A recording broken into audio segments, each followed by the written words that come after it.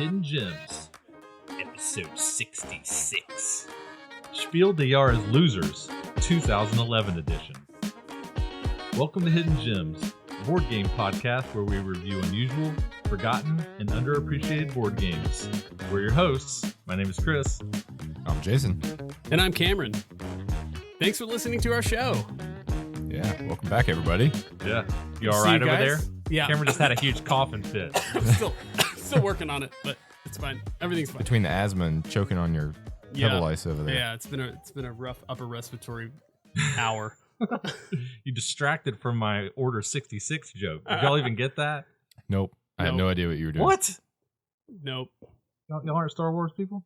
Not enough to know that. When there were reference. only 3 movies, I considered myself a Star Wars person.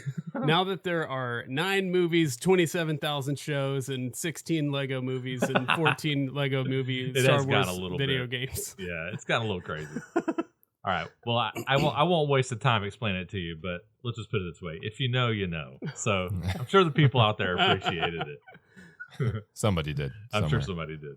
What's up, guys? Yeah. Who's going first? This is fun. I like doing banter. Cameron, what have you been up to lately? Sure. Yeah. So this is my second episode of the year.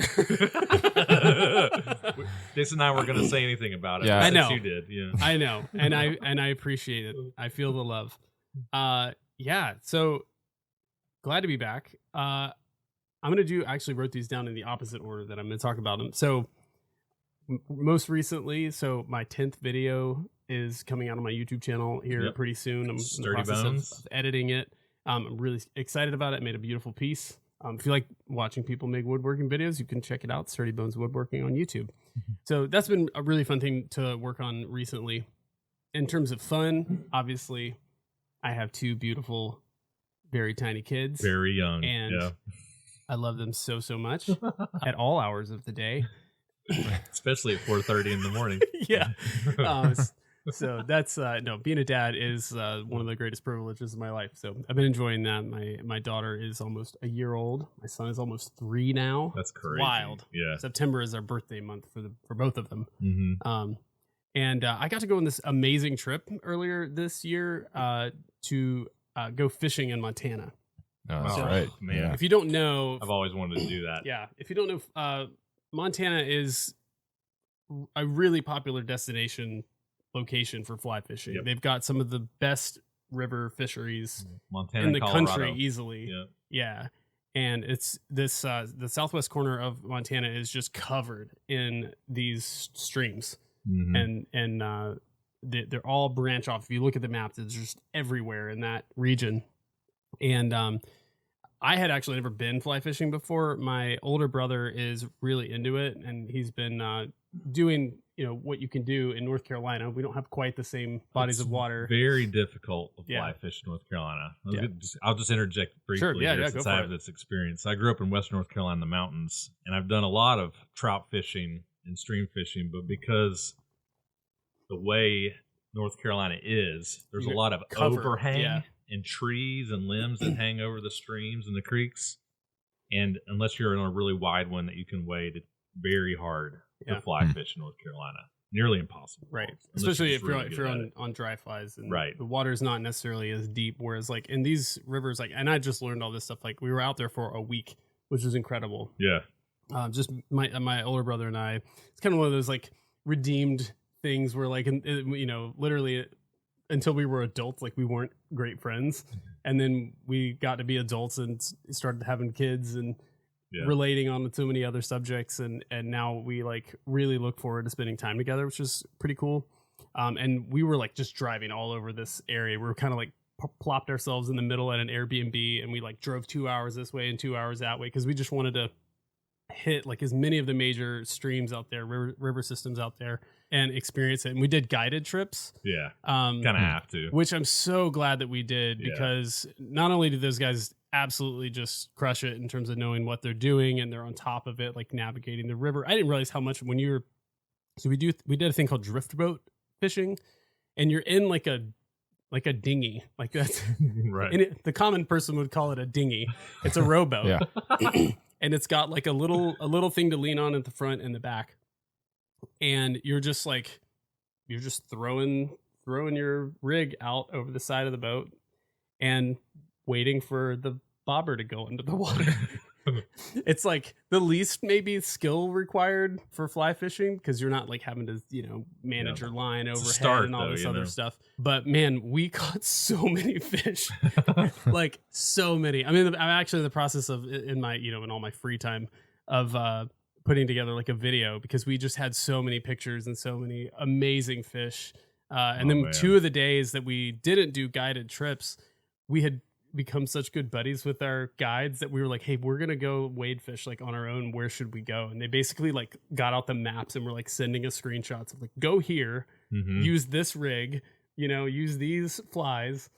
That's cool. And we just went there and we did it, and we caught the biggest fish of the entire trip on those 2 days. We had such a good experience the first day that we went back to the exact same spot the second day, even though we could have gone anywhere else. And it was a 2-hour drive one direction to get to that place. That's incredible. But we were like, no, this is worth it.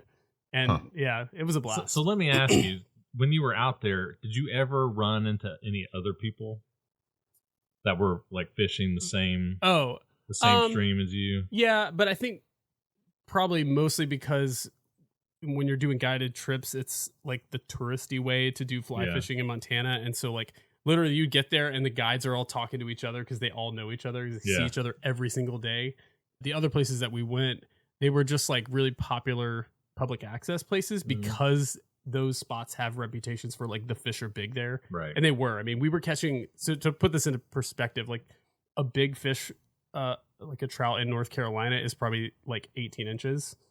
16, 18, something that's like real that. Big. Huge. Yeah. I mean, my brother's biggest fish ever that he caught in North Carolina was 18 inches long. Oh yeah. And that's a whopper here. Yeah. It was a brown trout. But out there, the biggest fish that we caught on the whole trip was 23 inches. Oh, wow. Huge, fat, giant rainbow trout.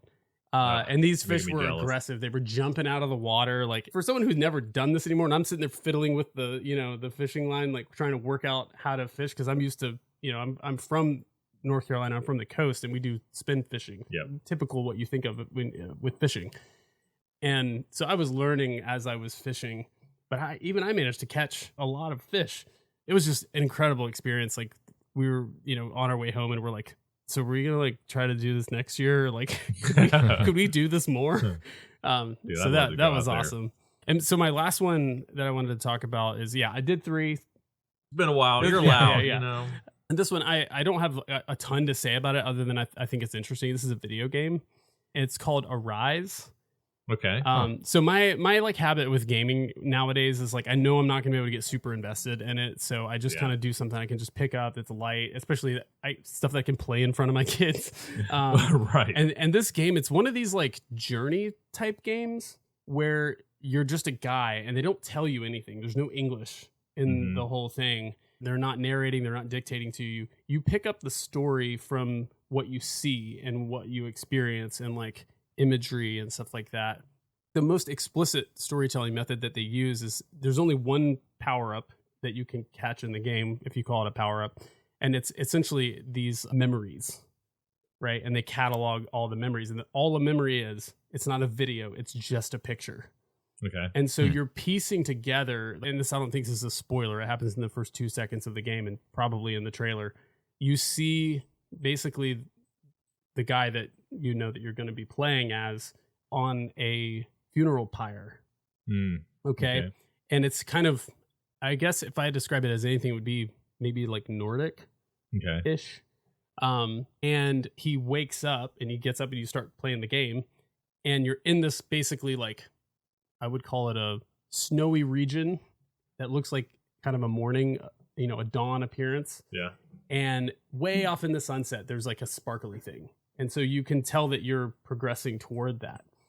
And along the way, you're running into these, basically the levels, right? So that's kind of the world map. And then you go into a level and every level tells another chapter of the story. And it's, I haven't finished it, but from what I can tell, it's something about this guy's life. You're like going through his life. Pictures. and all you're learning, you're learning about the different events that happen in his life through these memories and these pictures, and through the way that the world is shaped and the mechanisms that happen in the game and the music. Like, it's really artistic. Yeah. And this is like a game that I picked up for like, $3.50 because my video game budget is real small. Does that remind you of a game, Jason? That telling a person's life story through pictures? It reminds me of a game. It's a very different mechanism, but we talked about it before. You played Braid, right? Yeah. Braid did that. Do you remember that? Where it would show like vaguely pictures of his. I never life. made it all the way through Braid, and that's a regret. Here we go of mine. again. I need to go back to it, dude. It's super hard. Got too hard. Super hard. And that's another thing that I would say about this one is it's definitely not too hard. It's not like a cakewalk, I guess. Like, you still have to think about it, because and this is one of the things I thought even kind of made it worthy, other than the fact that it's beautiful and I like the way that they're telling the story. The way that you play the game is you're basically just walking forward through the game. Yeah. And it's a journey. Right. And you don't have like any like really special moves. Like, you can like jump, you can climb on stuff. Occasionally it'll like trigger you to play certain buttons to make something happen or whatever. But you're managing this like span of time, sort of, or like passage of time, by like pressing left and right on one of those joysticks. Okay. And you won't be able to progress through the level unless you hand through the different things that happen in the span of time that you can see. Okay. Because things are like moving all around, and things are like rocks are falling, or little bees are flying around. That really sounds like Braid. And you have weird. to like move it, and once you like position it, you can hold it there, and then you can navigate through the level, like jump on a log, or this is like jump on a 3D lily Braid. pad or something. Weird. It really is. Yeah, that's bizarre. Braid really? is super heavy puzzler though. So that's interesting. This this is lighter. not like puzzling. Braid is like that. I would you just like say that reverse it's like, and go forward and back in time. Yeah. And that's like what you're doing in this. Okay, weird. I just looked it up though. I mean, it's 3D and like third person. I would say it's actually thing. On the better end of the spectrum of graphics for Yeah, it Switch. looks cool. Yeah, it looks pretty Wonder cool. if it And was maybe like I said, inspired by. Maybe, yeah. But the art's really beautiful. But yeah, I thought that was interesting. I hadn't played a game like that, and it was like it doesn't tell you how to play. Yeah. You're just going through like, how do I move forward? And eventually you're like, oh, if I go left and right, the tides change. Yeah, I love stuff like that. Or whatever. And yeah, it makes it interesting. I would say I would have to guess that I'm at least like halfway through the game at this point. I was trying to get it done before we recorded, but didn't quite manage it. You've wet my whistle. I'm intrigued now. I mean, if you can still pick it up for $3.50, like even if you hate it, it's not too big of an investment. Nice. So, and you can play. I've been playing it kind of just level at a time. Like you can get through level in 15 minutes maybe. That's nice. me. Welcome back, Cam. Thanks. Yeah, it's good to have you. Well, I've been doing some woodworking too, but of a different sort. My house won't collapse woodworking. Yeah. I don't know if I've talked about this on the show before or not, but so, I think if you've listened to the show for a while, we bought a house about a year ago, and my wife really wants a built-in bar area in the dining room. And so I grew up doing a lot of like house renovation type stuff. So I'm comfortable doing that type of stuff. But the area where she wants this bar is right next to a enlarged doorway. It was enlarged a long time ago by somebody who didn't know what they were doing, and decided to take out a load-bearing wall and put in a 2x6 to hold up said second story. And so I mean the house wasn't going to fall down, but it's like, but your daughter's bedroom floor was sinking. Yeah, it was. So I was like, we should fix this probably. So so I spent like the past 2 weekends ripping out the old beam and putting in like a 11 7/8 inch LVL beam into my house, which was, I mean, to be honest, it was kind of fun. I've never done like structural work like that before, and it was a little intimidating, but we got it done, and I think it looks better now than it did before. So nice. So the level floor and everything. Yeah, yeah. The floor is level now, which is crazy. So yeah, that's been my weekends the past couple weekends, but now I have to do the actual bar project. Every house that was built in like the early 90s and before, I'm convinced everything is like a little off. level. Oh yeah, like that's true of definitely our not house. the only thing that's off level, but was the only thing was going to potentially collapse. I look at our windowsills and I'm like, that's not straight. Yeah. You know, it's just like everything's like an eighth of an inch off. You know what I mean? I was telling my assistant today, we were working on something in the shop and we were using a 4-foot level. And I was like, this is really weird because this is definitely not accurate. And I realized like, oh yeah, like this tool is designed for like, yeah, it's good enough. Which is basically what a lot of construction work kind of is. I'm normally agonizing about like 30 seconds and 64ths, and this is like, yeah, you're within a quarter inch. It's good. Well, that's like I think I was telling you guys that even the floor joists, because I had to hang the floor joists off this beam, and even the floor joists were different sizes. Like not like they did it wrong. It's just I guess in the 80s they just measured lumber different, and like some of the floor joists are 9 inches, some of them are 9 1/4, some or of they them just are shrank. 8 3/4. You know, so yeah. Jason's new house is really cool, y'all. It looks like in the mid 80s, there were probably some really crazy parties that happened in Jason's house. I mean, it just has that look to it. My wife calls it the 70s party house. It's very like California, lots of windows, like, lots of additions. Those like and weird opaque things. windows, the little cubes or whatever. It's fun. It's a lot of work, but I enjoy doing that kind of stuff. So, but so that's my weekends. Yeah. I feel like I need to give an update on Nine Souls. Yeah, man. Because I finished it finally. You finished the game. Proud of you. I did. Even when it's hard. It was real hard. It might be the hardest game I've ever played and finished. But dude, so worth it. The final boss is crazy, but you just feel so accomplished when you actually beat one of these bosses. And the combat system, top notch. I think I mentioned that before. So just thought I'd close the loop there. Yeah. Super good. Super worth it. Check it out if you can find it. But I do have a new one. Okay, hit me. Mini Shoot Adventures. Oh, dude. See, you got to get the Steam Deck out, man. You got to steal the Steam Deck from Kale. I just want him to get it on the Switch because I don't have a Steam Deck. Well, my son does. It's not coming to Switch. Is it really not? The developers this has my name written all over it. Yeah, the developers have said that it's not made for consoles, and they don't plan to port it. I love bullet hell games. Yeah, so this is A Link to the Past, right? Crossed with a twin stick shooter. Oh no! Man. Top down bullet hell twin stick shooter, and it's awesome. It's not like an RPG. No.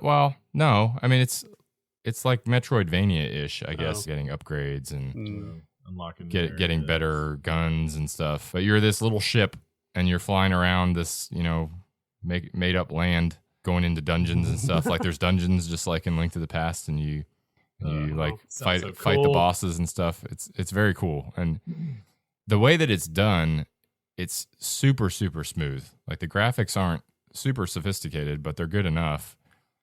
But what makes it really fun to play, I guess, is just the way you glide around, and it's like the frame rate. Like I was playing it on my Mac, and I was getting 90 frames a second, and it's just so smooth, and it just feels really good, just like gliding your plane around and like spinning around. So it's check it out. It's pretty cool. I finished it. I beat another one. Yeah, it's not long. Yeah. It's maybe like 12 to 15 hours. It's not. That's not short, really.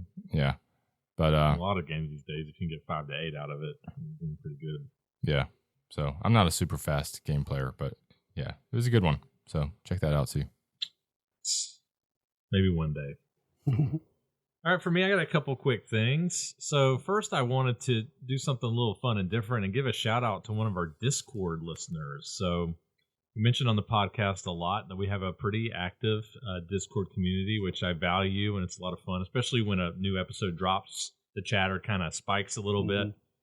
It's just kind of fun to hear what people thought about what we said and things we're talking about, all our crazy hot takes. And our last episode was the Cromer and Kiesling episode, which I was sure we were going to get eviscerated over about Maharaja. It wasn't too bad. Because we just doo-dooed all over first edition Maharaja. Well, maybe not Jason, but it wasn't favorable, okay? Because we all like second edition better. But interestingly, Maharaja didn't get talked about a whole lot because we had talked a lot about it before the episode dropped. But a game that I was just sure that nobody was going to care about, that nobody had probably never heard of, and people were like, what is this game? Got a ton of chatter, and that was One Eye or Anauga. It's a Boxum. People were just really going crazy about talking about this game, specifically one Discord user, Anastasia, which Anastasia, if you follow John from John Gets Games, he does his live playthroughs of certain games, and she plays with him a lot. And so she's on our Discord, which is really cool. And she was like, hey, I think this game is actually really good. Because we were kind of like meh on it. Okay. But the reason I want to bring it up is I'm glad she chimed in and she made some really good points. And I feel like she kind of brought out a weakness in our podcast that I feel like is worth reiterating if you're new or if you're a longtime listener, is that I think we don't hit the 2-player aspect of games a lot. And that's just and that's not going to change. Yeah, we've done a couple episodes on 2-player games, right. but that's kind of like when they're specifically 2-player games, not this is a 2 to 5 player game or whatever. Exactly, but there are a lot of games, most games, where it's like, we play it at 3 or 4, but it can play 2. And for a lot of people, they can only play at 2, right? They may just play with their spouse, or they live in an area that's really remote and they don't have a game group. And when we first started, a lot of people would say, you don't mention a lot about how you play it, how it plays at 2. And that's just because of our constraints. We just have a hard enough time getting enough plays in at normal numbers. But she was like, yeah, I think maybe you're a little harsh on the game, but she had only played it at 2. So I played it with her on Yukata. So Yukata.de is an online free gaming service, kind of similar to Board Game Arena, but it's a lot of older, more obscure games. Yeah. And we played it on there together and had a really good time. And so I will say this. I played it 2-player with her, and I played a 4-player game with Ghidorah and Snoozefest and her. And I feel like that our opinions were vindicated at higher player counts. But at 2 players, the game is actually much, much better. And so I was glad that she brought that to our attention. And I think that's just something worth us stating that, hey, just because we didn't like it at 3 or 4, maybe a game is good at 2. I would say I now got 2 players. I'd give it a 4. Good game. Higher than that, still probably a 3. But it was just kind of fun to have that interaction with the listeners and get a little feedback and kind of learn maybe how we can get better and just getting different opinions. You know what I mean? Yeah, it's interesting. I wonder how many games we've played that really are like hidden gems at 2.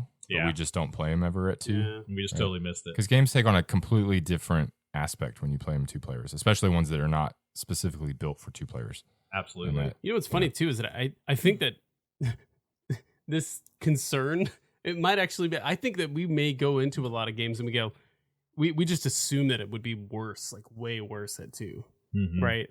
Like, everyone have so much access to the board and money and whatever else, like the resources, and it wouldn't make for an interesting game, but maybe like, well, that's the it thing. would make for more of an interesting in this game sometimes. Because of just it going back and forth between you and your opponent, you had a lot more control over one eye's table and what would still be left there after her turn, what you control going there on your turn. You just had more control. Right. And so it actually made the game better in that particular case. So told her I'd give her a shout out. So thanks, Anastasia, for playing on Yukata with me and making the podcast better. So it was fun. Yeah. And thanks to everyone who interacts with us on Discord. It's fun to connect with our community. It's not just the 3 of us in our game room talking into microphones.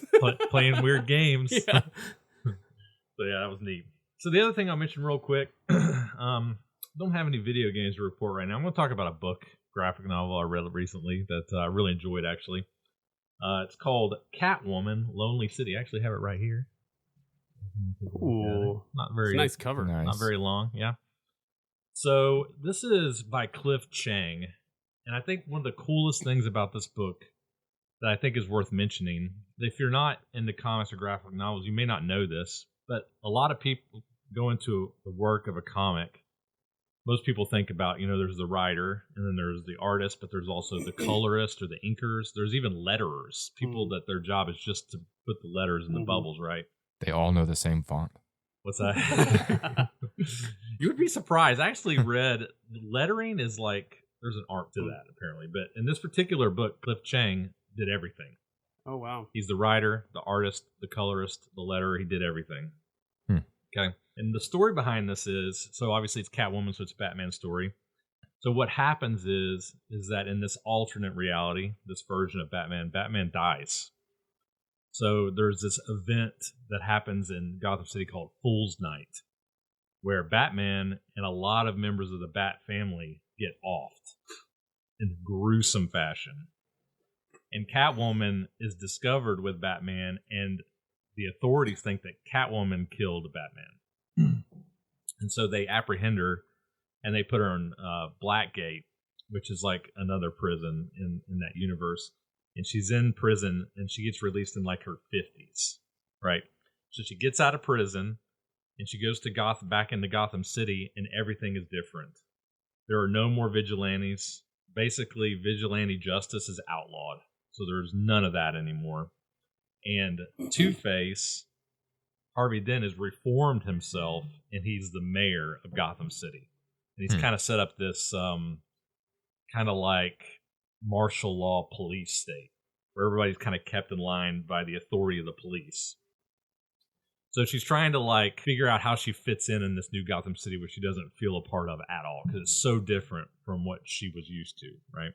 She doesn't feel good about how things are running. And basically, to make a long story short, when Batman dies, he says a word to her. He says Orpheus to her. And she doesn't know what this means, but she knows that Two-Face is guarding the Batcave because they can't get into it. Nobody knows how to get into Bruce's lair. They all know that Bruce Wayne is Batman because he died. But nobody can get into the Batcave. So she decides that her last like big heist, her big breaking in, is she's going to break into the Batcave and figure out what Orpheus means. What was he trying to tell her when he was dying? Did she realize that what it means is that she just had to go up to the entrance of the Batcave and say Orpheus? It's not that simple.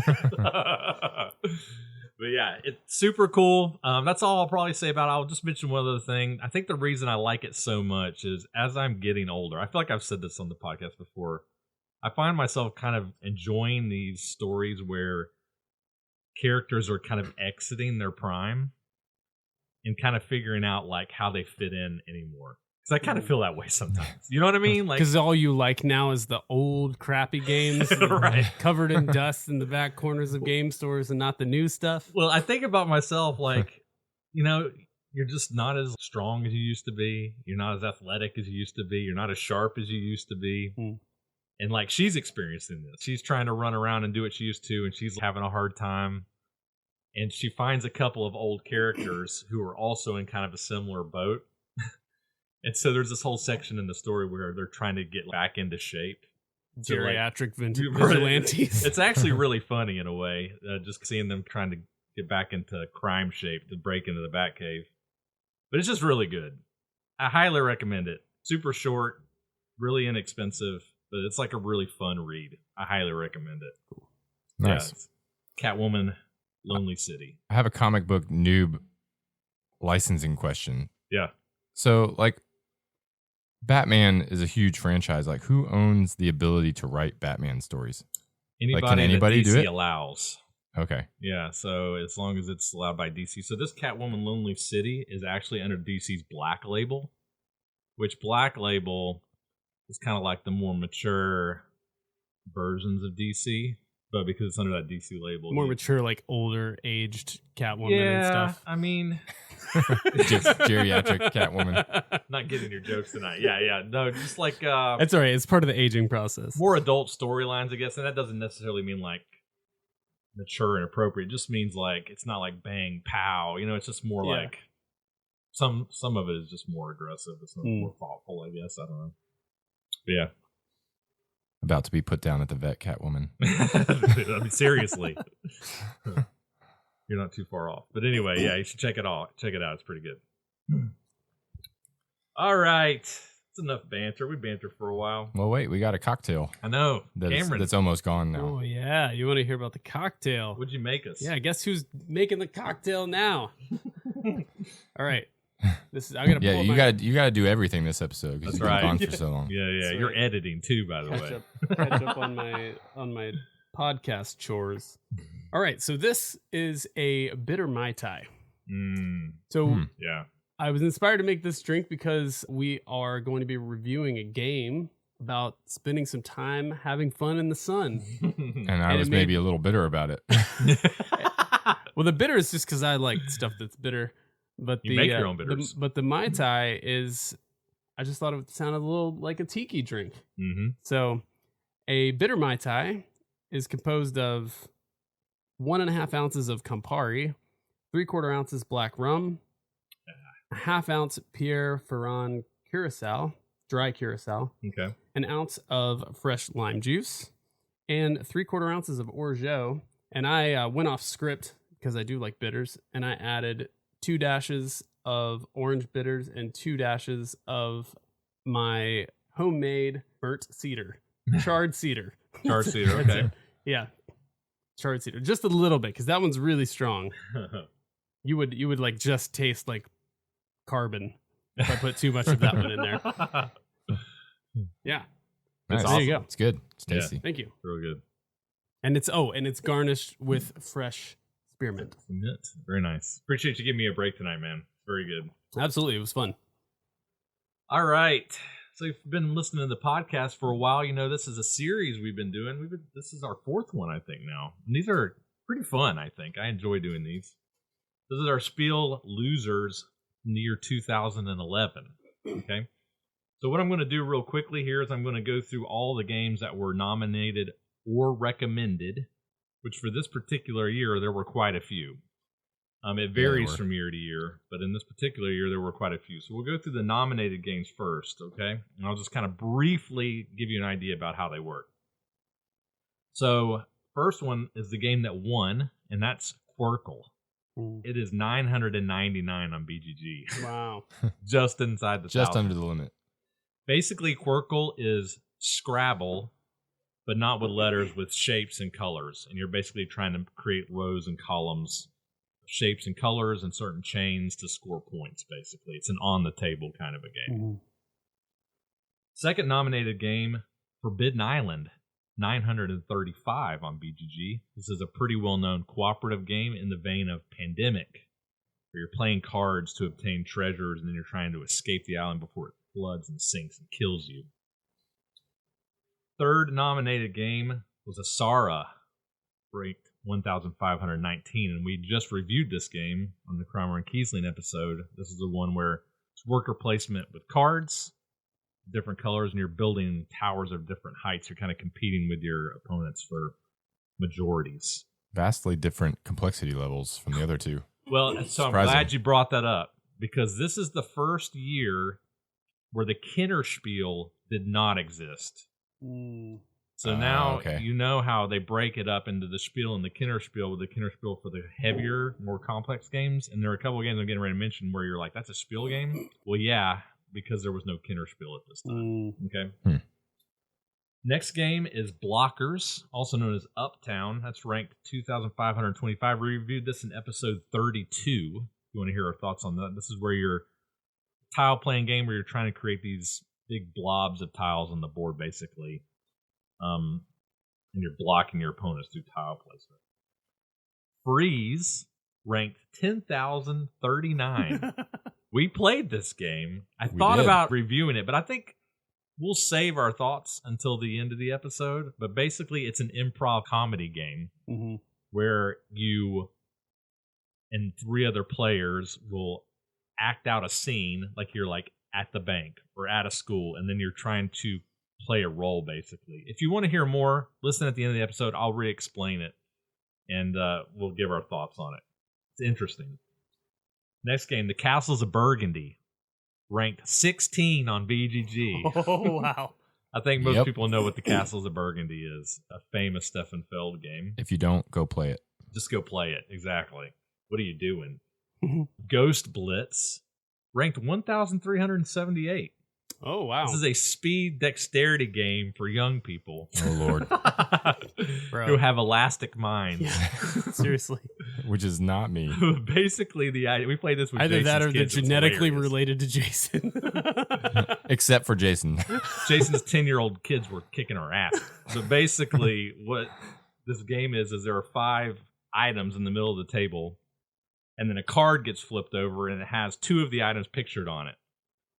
And basically, if the item on the card matches the item on the table, you just grab that item. So one's a ghost. So if there's a white ghost on the card, you grab the white ghost. Easy, right? But if it's a green ghost, you don't grab the ghost. Right. But where it gets tricky is if the 2 items on the card are not the same color as the items on the table, you then have to recognize which item it is of the color that's not on the card. So it's like, okay, blue's not on the card. What's the blue item? Blue bottle. Grab the blue bottle or the blue book. So you're kind of doing like a reverse. 2 colors and 2 items are represented on the card, and so it's the 5th item that you have to find. Exactly. The one that's not represented. What item is missing in that color, basically. See, we can't even explain it succinctly. It's yeah. It's quick thinking. We'll talk more about this one at the end. Next one, another failed, Luna. I will not go into detail on Luna. Just understand that it is a heavy planning game where you are moving workers back and forth between islands to get tokens that give you all sorts of abilities. There are 14 different actions you can take on your turn in Luna. Whoa. Okay. Yeah. High planning, high strategy type of game. Mondo, we're reviewing tonight. Safranito, also known as Hibachi, ranked 2,520. We reviewed this on the podcast on episode 41. This is a dexterity game where you're throwing chips onto a board to obtain ingredients to create recipes. I don't think I was on that episode. You were not on this episode. I remember, Bill was with us. Yeah, and based on the value of the chip, it's like a bidding game. It's like whoever places through a higher value chip on the ingredient gets first dibs on it, but you have to pay that amount. Mm-hmm. I mean, you can knock each other off the spaces, which can get kind of vicious and mean. Or you can just be really bad at it like Ben and never land on anything. You can just throw your chip off the board and suck at it. And then next one, Skull and Rose's Skull, ranked 441. This is, by many people, considered the king of bluffing games, where you are trying to peg people. Basically, you're trying to guess who has played roses in front of them without flipping over a skull, basically. Mm-hmm. Most people probably know this game. The game is basically just drink coasters. It is. This is like the ultimate pub game. Right. And then the last two, Sun, Sea, and Sand, and Uluru, which we are reviewing tonight. Did you mention Mondo? We're reviewing tonight. Oh, yeah. Okay, yeah. You're not going to describe it. You gotcha. So what we're going to do is, at the end of the episode, please stick around. We are going to go through these games, give our own personal rankings and our own personal scores, and just briefly let you know how we feel about each one after we've done the reviews. So it'll be fun. Yeah, might be only my second episode, but we played 12 games to prepare for this one. Did. So. You did your homework. Yeah, these episodes take a lot of forethought. They do. That's all it for me, guys. We started at episode 32 on this one. Blockers. Hey, I'm ready to review games. I'm ready. Let's do it. Let's go.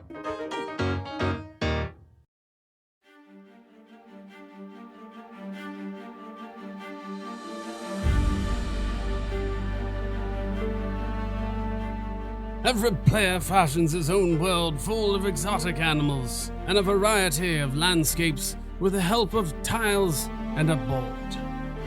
While doing so, it's important to keep a sharp eye on the time and the other players, because everything happens simultaneously until the timer runs out. Whoever is able to jump out at the right time can reap a couple more bonus points. After 3 turns, the player who has collected the most points wins the game. I really thought there would be more about animals in that. I was really looking forward to talking about... David, I've missed you. So good to not have to do flavor text. It is. Oh, man. Yeah. That's like my favorite thing of listening to episodes that I'm not on. Is listening to you guys. We're all sitting here deciding who's going to do what, and we're like, okay, well, this is a pirate game, so give us the bill. Give us the bill. I turn all the volume knobs down. Turn all the game down equipment. so it doesn't explode our listeners' eardrum. Oh, good stuff. All right, Mondo, published in 2011 by Z-Man Games, Pegasus Spiel, and many others. At the time of this recording, its BGG ranking is 2,830. Designer of this game, the good one, Michael Schott. We've actually reviewed one of his games on the podcast before. That's Magna Graecia, a banger. Oh, man. That's the kids a good one. Like to say. Also, a lot of games that I really like. Web of Power / China, which is also a banger, by the way. Zularetto, Scotland Yard. Oh, yeah. Interestingly. You've got some good ones. All right. Brief rule summary for Mondo. Mondo is a quick-playing tile-laying game where the players are frantically trying to construct enclosed habitats on their player boards within an allotted amount of time. Each player's player board in Mondo consists of a 24-square grid, which they will be filling with square landscape tiles. The landscape tiles are double-sided, with one side showing a single landscape type, so water, grasslands, forests, or deserts, and the other side showing a combination of the above-described different land types. So, for example, you might have a tile that's split diagonally in half. One half might be desert, and the other half might be forests. Or even sometimes it's split into 3 different types, right? So you've got a bunch of smaller landscapes on a single tile. Some of these tiles also have animals printed on them, while some others will have active or inactive volcanoes, Jason. Nah. More on these things later. There are, and I want to make sure you get this because this is not trivial, there are 136 of these landscape tiles, and they are all piled up in the middle of the table prior to the start of the game. Each round, a timer is set, anywhere from 5 to 7 minutes, depending on how hard you want to be on yourself. Once the timer starts ticking down, all the players will begin to quickly grab tiles from the center of the table, one at a time, trying to make decisions about which tiles they will add to their personal landscape. The first tile a player plays to the board can be played anywhere. However, after the first tile is played, all future tiles added must be placed in such a manner that they share at least one side with a previously placed tile. Also, once a tile is placed, it can't be removed or adjusted in any way. Once a player has finished with their landscape, they will indicate that they are done by grabbing a point tile from the center of the table. So I didn't mention this, but during setup, there's a little stack of chips in a 4-player game, 4, 3, 2, 1. When you're done, you grab the chip, you'll get that number of points. So you're kind of incentivized to finish quickly. Once the time is expired or all players have filled in their board and grabbed the point chip, each player will evaluate their personal board for points scored. Players will score 1 point for each animal that they have on a placed tile. They will lose a point for every empty space or misconnection. So I should explain this because this is important. When you are placing your tiles next to each other, side to side, if 2 different landscapes are not placed adjacent to each other, that is a misconnection. So every time you do that, you will lose a point. So if you have a forest directly adjacent to a desert, that's a misconnection. You need forest to forest. Like on the tile edge. On the edges, Yeah. right. When you place them next to each other, Yep. they need to match. Okay. So you'll lose a point for each one of those, and then you'll gain plus 2 points for every enclosed, mistake-free landscape. So what you're trying to do is you're trying to make small groves of trees and small grassland areas that are entirely contained with no misconnections to score points that way. Now, let's talk about the volcanoes. At the end of the round, the player with the most active volcanoes present on their player board will lose a number of points equal to the number of active volcanoes on their board. In addition, the player who did the best in the current round will receive the volcano chip. What that means is that in the next round, both active and inactive volcanoes count against them in determining who has the most volcanoes on their board. So this is kind of like a pull the leader back mechanism. Players will do this for 3 rounds, and whoever scores the most total points after the 3rd round wins the game. However, in addition to the above-described game, the players can also add in a couple of extra modules to spice up the gameplay. One of these modules is additional scoring modifiers that give all of the players one additional shared community objective. So, for example, make the largest lake, make the most individual lakes, have the most aquatic animals on your board, etc. The player who's satisfied with this objective the best will score 4 extra points. However, the player who does this the worst will lose 4 points. So if you just ignore it, you'll get punished for it. And then the final extra module are the additional tasks. Additional tasks will be added to the table equal to the number of players times 2. These tasks can be to collect 3 of a specific type of animal. For example, have 3 elephants on your board, have a mistake-free board, be the first one to finish, etc. A player can grab up to 2 of these tasks, even if they have not completed them yet. Still claim them. And if they satisfy them, they will score points for them. at the end of the round. However, if they do not complete the tasks, they will lose points equal to the value of the task. And that's how you play Mondo. That's all of it. That's everything. Pretty thorough. Pretty thorough. All right. So it's interesting. I feel like we've seen this in prior episodes, but the Spiel, because they tend to be more family weight, lighter games, a lot of Spiel games tend to be kind of these real-time games. I feel like the judges like these games. Ghost Blitz would be another one. We're not reviewing that tonight, but that is another one where you're in the moment, everybody's kind of acting at the same time, you're frantically trying to accomplish something. And another game we're reviewing tonight is like this. So I guess a good place to start would be, how did you feel about how that played out in this particular game? That real-time speed element where you're competing with your opponents, buying over chips with this big pile of chips in the center of the table. Yeah, I mean, I think that's what makes this game, right? I like you basically have one hand behind your back type thing. Like, you can't just go dive into the center of the pile and just rummage through it, right? You kind of have to pick up a tile one at a time, and so you're competing with other people to try to find the things you need. You're trying to sort through the puzzle of, how do I actually lay out my board, right? I mean, it's challenging enough just to lay out your board in such a way that you don't have any mistakes, right? You don't have edges that don't match up. And so that combined with also trying to balance your volcanoes and their animals and, all the other stuff. I mean, I think it works as a real-time game. Is it my favorite real-time game? I don't know. We'll get there on, on the reviews, but like, I think that the mechanic works, and I think that the central pile that everybody's rooting through, I think, is what makes it unique from that perspective, right?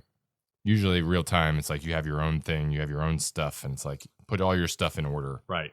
You can't interfere with my thing. Yeah, you're not competing for tiles or resources or whatever. So yeah, it's interesting. I don't really have like a firm opinion, like in general, of like up or down on real time games, because there are some that I really enjoy. And there's some that I'm like, I hope I never have to play that again, right? And Ghost Blitz. And I mean, and so this one, I think, I was gonna make a comment about it kind of like functioning as this sort of like single player solitaire almost. Like, there is technically competition over the tiles, but like, I'm not watching what anyone else is picking up and comparing to their thing. I'm just trying to find what the heck I need. And put it back down and try to find a different one if that one didn't work, right? And so I felt a little bit more like I was just like doing my thing as fast as I could and making it work. So I agree with Jason. I think there's a lot going on. There's a lot of things that make it a game, because you are managing the animals and like how do I maximize what I'm doing here. Right. How do I close off this area? area? Like, there's like that's what makes it tricky. I just need to complete it, but then there's like, I also need to win. Right. Yeah. Just filling in your area. I mean, that's good, but it may not be enough. It may not be enough. Right. Yeah.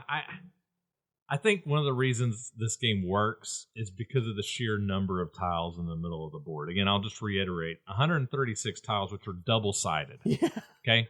That's almost 280 things to look at. Right.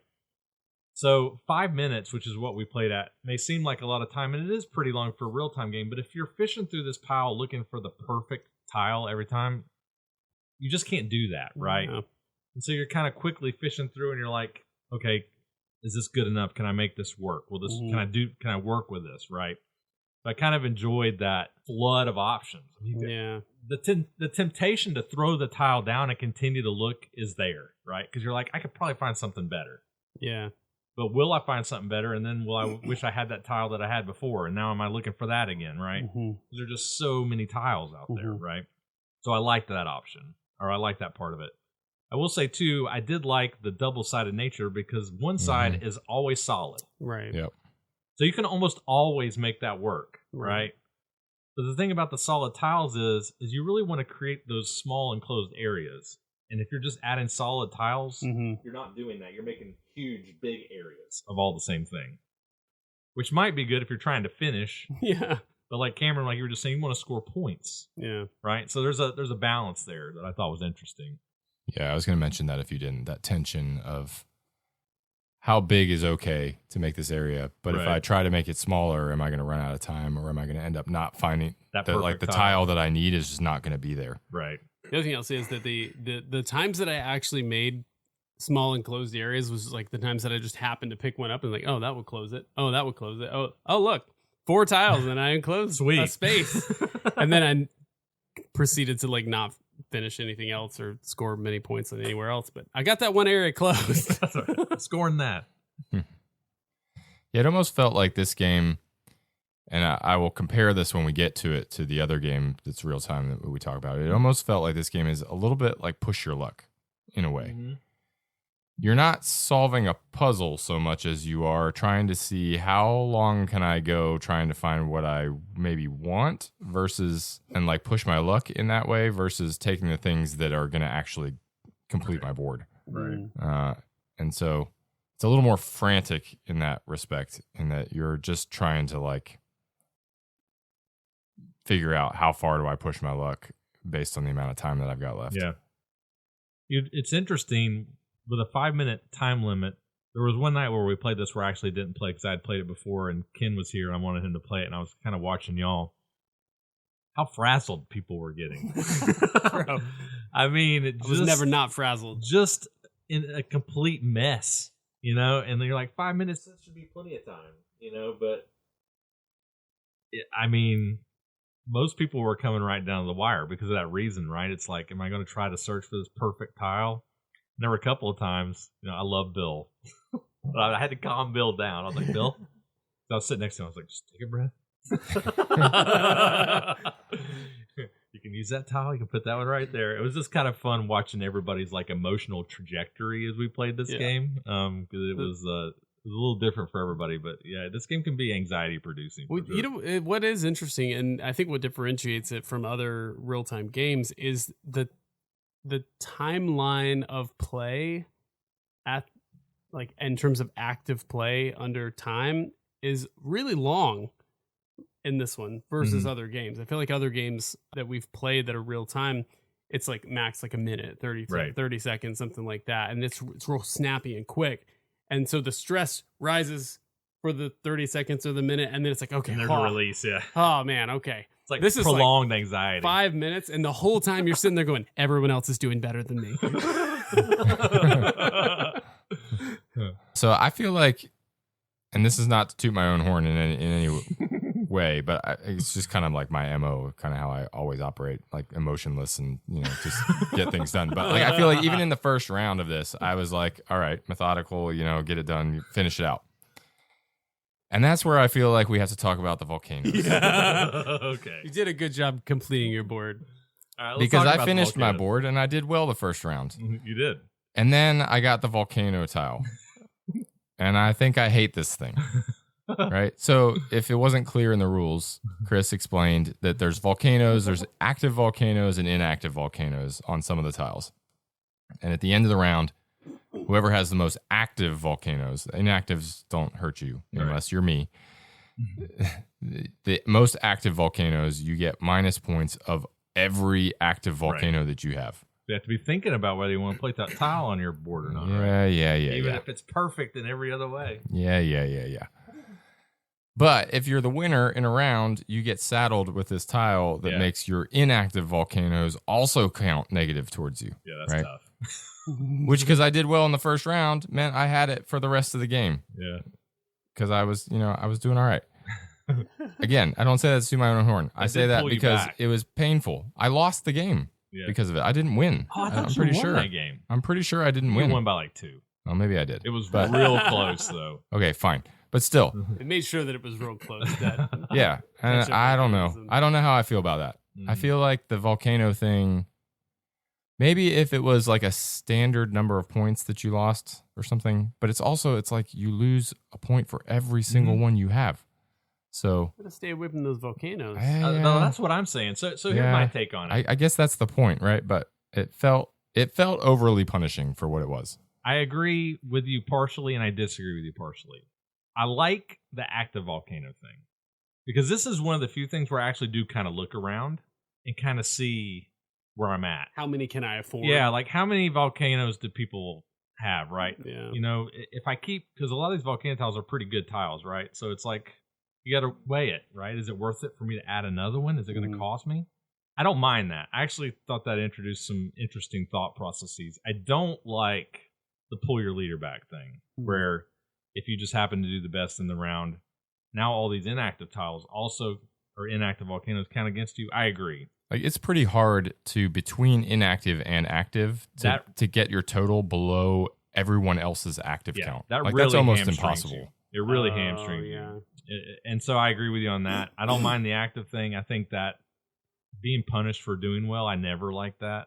Like, why should I be punished for having a good round, right? Like, you could say, well, just avoid the volcanoes. And yeah, that's fine. But like, there's a lot of them. It's not like they're scattered throughout, right? I'd say it's probably like 40%. Well, I don't know if it's It is funny maybe. because it's like, I mean, there's a lot of them. There's a lot of them. If you get saddled with that thing, you have to play, well, because you could say like, well, it's not just only volcanoes thing, right? You could sit there and play that round while holding that token and go, all right, I'm going to get crushed on volcanoes. They're all going to be considered active. I'm going to get minus points. So I need to pick up as many animals as I can. And like, so try to offset but that. it does, I mean, but it's the same issue, which is I still have to play better than everybody else this round. And even if you manage to do that, you still have the thing. Yeah, you're probably going to do pretty well, meaning you still have the negative thing for the next round. And it's like, come on. Yeah. I think that's a pretty easy thing to just leave out. And I would say just leave it out. Mm-hmm. I mean, we always evaluate and score based on as written. That's kind of our rule, but I think just don't play with that. Just don't use it. I agree. But I won anyway, so there. That's right. One other thing I'll quickly mention, since we kind of transitioned into cons there. These are quick cons, but I think they're worth mentioning. This is interesting when you're not playing and you're an observer, things that you notice. And these are just, I think, flaws that are inherent to these kind of games. But I did notice when I was watching y'all play and not playing myself, and it wasn't intentional at all. These were unintentional mistakes, but these are things that happen when people are being frantic and it's real time.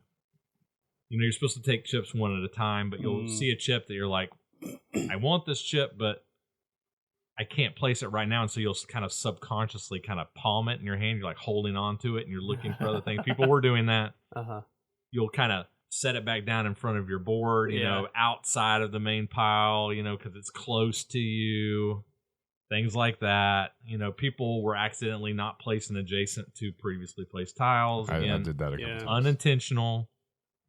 But those kind of things just happen in games like this, right? So you kind of need to know that that's just a flaw. I think it's going to be an inadvertent rule breaking. Yeah, right.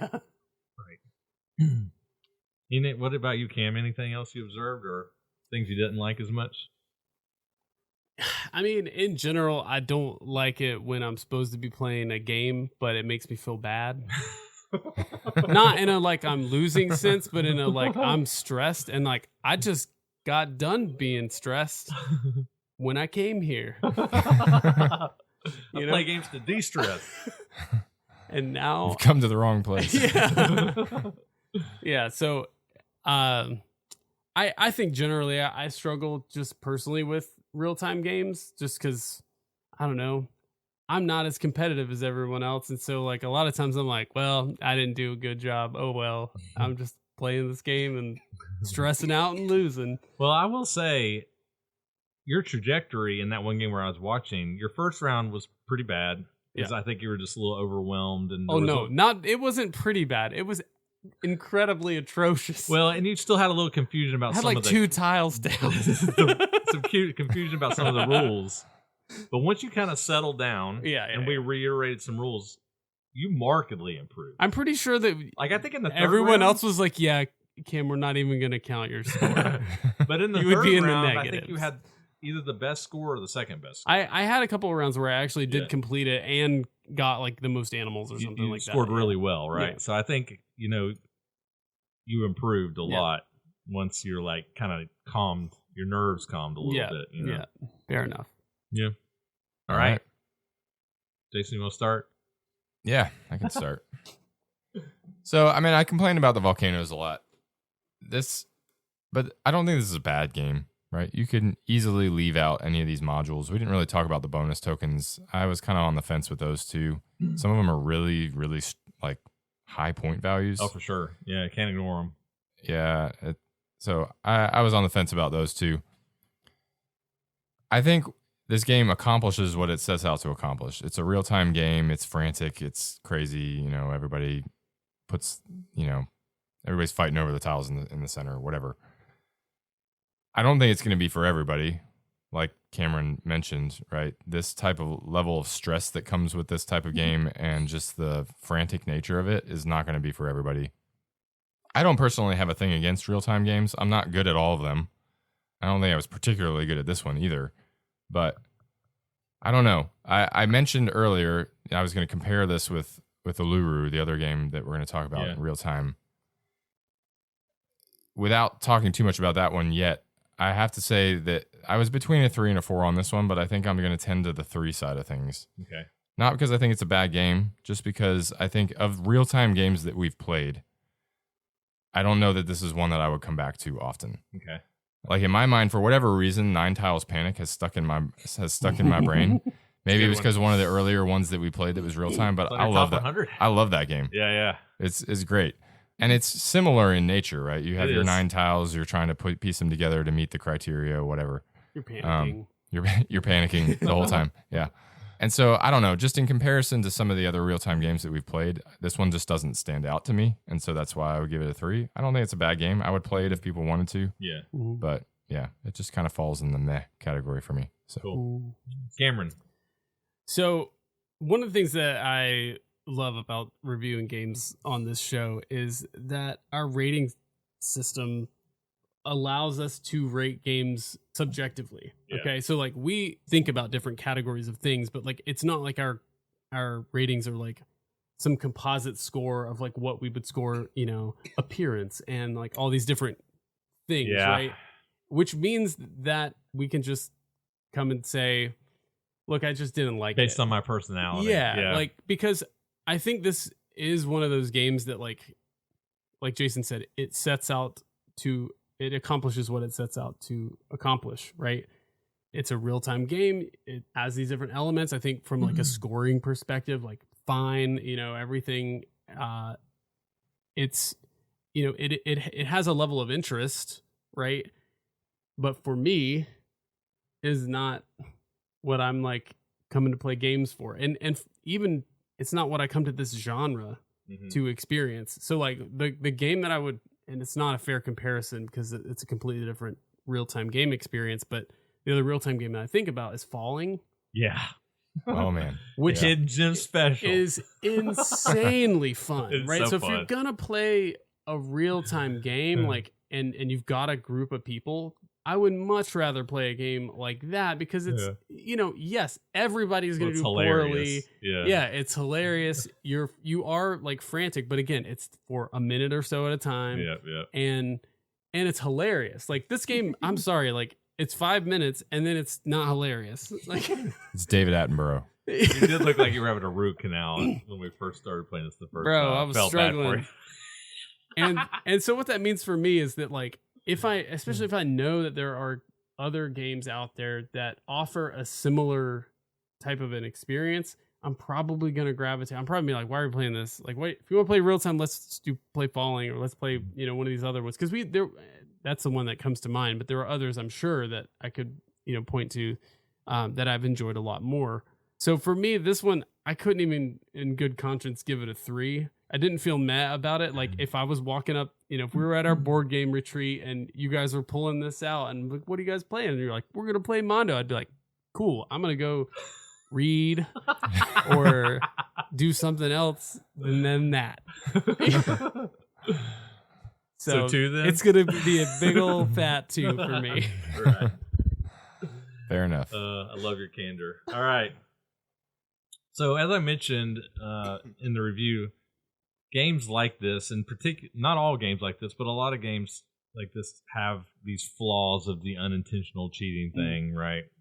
Which I don't love in games. It's just unavoidable in this game. This game has problems, not necessarily with how it's designed, just the nature of it, I guess. But despite that, I enjoyed my plays of this game. I really did. I kind of found like, I think, Jason, you kind of hinted at this a little bit when you played. I almost kind of got in like a zone. You're almost kind of getting like a trance. Like you just kind of put your head down and you're like grabbing the tiles, and it's just you and the board. Although you're competing for the tiles, like you said, Cameron, it's not really. I might glance around and kind of check out volcanoes now and then, but it's like me and the board, you know?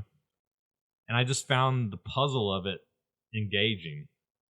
Me, for one, I actually enjoy the additional modules. I think the game needs it to give you a couple of more things to think about. So it's not too simplistic. And that, with the puzzle under the time pressure, for me, I just really enjoyed it, to be totally honest. So I'm going to give this game a 4. I think this is a good game for me. I totally get what y'all are saying. I think I'm the only person that liked this game. I don't think Ken and Bill particularly liked it either. Although they also got much better as they played it. But I don't know if it's a game they would seek out. But I don't know. For me, it just kind of clicked. And I enjoyed it. So I'm going to give Mondo a 4. Cool. 2, 3, 4. 2, 3, 4. That's more like it. We need to stop matching up so much. A game for all gamers. That's right. So if you're intrigued to give it a try, there are copies available at Noble Knight Games. We would like to give them a shout out. Noble Knight Games are our sponsor. We appreciate them. And right now our discount code is SummerGems24. You put that in the coupon code, you get 10% off your order, and we would appreciate it. There are also 15 copies on the BGG Marketplace. Cool. Sweet. Those are our thoughts on Mondo.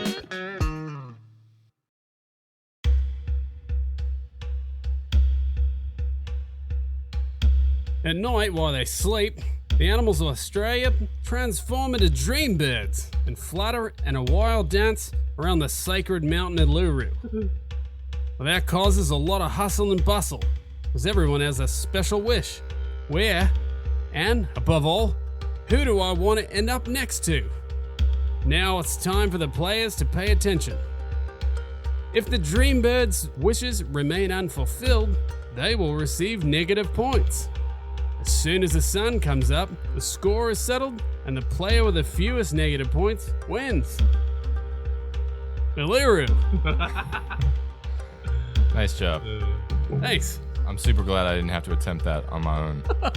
You did a good job fighting off the New Zealander. Yeah, thank you. And also, if there's anyone from Australia who thinks that I just butchered that accent attempt, I'm very sorry.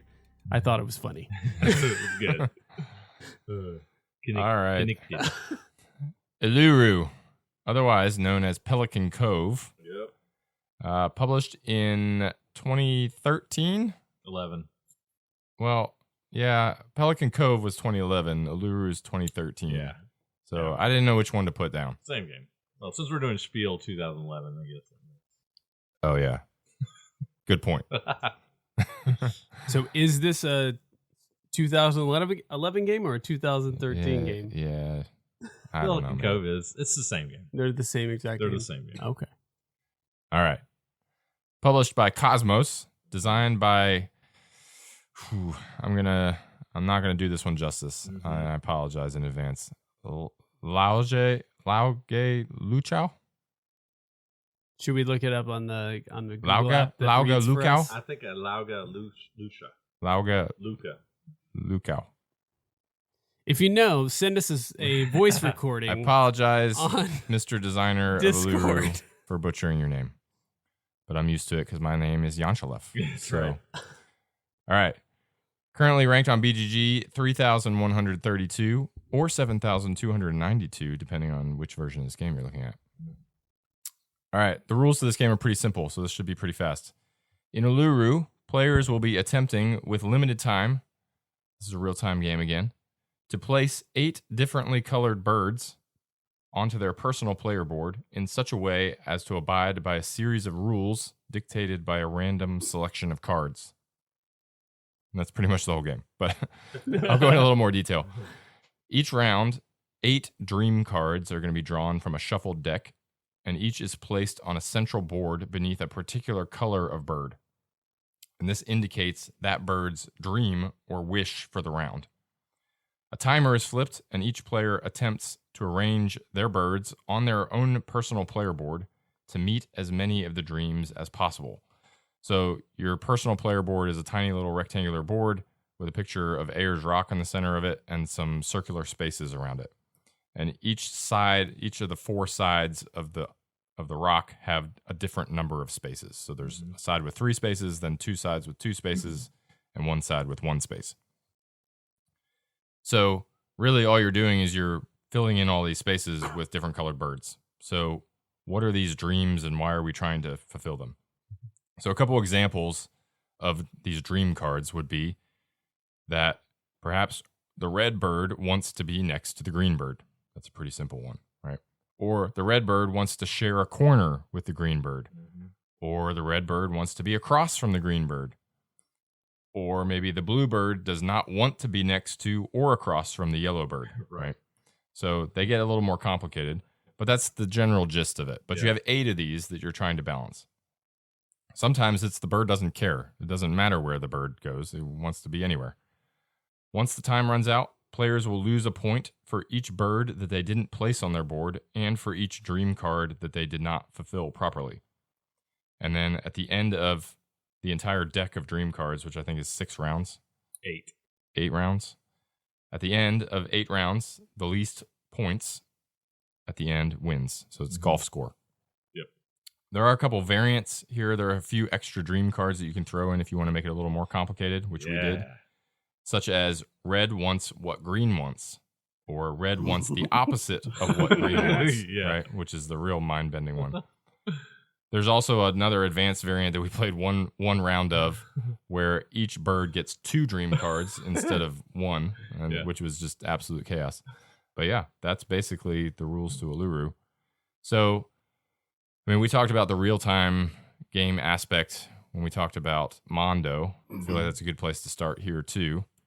How did you feel like the real-time aspect of this game compared to playing something like Mondo? Yeah, I would say that if my like main gripe about the real-time in Mondo was how extended the compression time period was, this one resolved that because we said it was a minute. 45 seconds. 45 seconds, right? So like it's not long at all. You kind of either do it or you don't. No, it's not. There's really not that many decisions to make, but you do have to kind of flip your mind around quite a lot, especially if you're playing with the like wants to be the same thing as the other bird not the thing of the other bird, because you have to go and resolve all the other things. Like, okay, well, what does that bird want? What did that bird want? It's especially when they start combining like that. Like when you look at that bird and it's like, that bird also wants what yellow wants. They're like, okay, what does yellow want? Yeah, it's starting it's to like yellow does not want to be next to or across from this, so I want the opposite of that, which is that he does want to be next to. And you're doing this in 45 seconds. You're right. It's kind of mind bendy, but yeah, I mean, as far as the real time element, I liked it. I felt like it played really well. You just have to work it out and get familiar and make fast decisions, which is what real-time games are supposed to be about. For sure. Yeah, I thought this game had a very challenging but fair time limit. So it was interesting. The first time we played this game, we actually gave ourselves a little bit more time because we were actually running out of negative point stones because we were taking so many penalties because we sucked so bad, right? We were like, is this right? We don't even have any stones left to take because we're doing so bad, right? But as we played it more, we actually got much better at it. And we actually went down to the 45 seconds again. And we actually considered maybe even making it shorter. That's not to say the game is easy, but we just got better at it. Yeah. Right? So I would say that it's challenging but fair. And I think what makes it really challenging is, I think the thing the game does really well is invariably, almost every round, you're going to have a placement or two where you've satisfied something, but then it messes up something else. So then you have to decide, well, your inclination is to fix it, right? But sometimes by fixing it, you create even more problems for yourself. Most of the time. Right? And then you try to put it back the way it was, and you get that messed up. And so you're trying to do all this in a very short amount of time.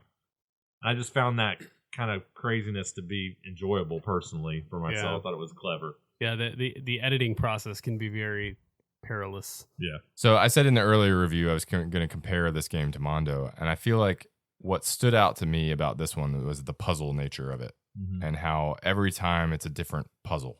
Because based on the way those cards came out, it's a new challenge every time. It's a similar, all you're doing is putting 8 birds on a piece of cardboard, right? But the puzzle piece of it and how that puzzle was dynamic every time was really, really made the game for me, I think. In Mondo, there is a challenge to it in that you're trying to build out your board and do it successfully, but it's really kind of the same puzzle every time, more or less. I liked that the puzzle was different each time, and to Cameron's point, I liked the shorter, faster nature of that, I think, in this one. Yeah, it's an interesting comparison to explicitly refer to the puzzle nature of it, because I think that really points out the 2 different kinds of puzzles that these games represent, right? Like, I would say Mondo represents more of like the jigsaw puzzle almost style of puzzle, right? I'm not saying there's not other puzzly aspects to it in terms of the volcanoes and animals and stuff like that, but this one is like your quantity of data inputs is like incredibly smaller, right? And it's you've got, what is it, 9 things? 8. So you've got these 8 things, and you just have to make decisions about what to do with 8 things, but you have all these other things to resolve. Whereas, like, I think Mondo, there's 136 possibilities, or let's say 100 if you can't necessarily touch, all the ones that your opponents are dealing with.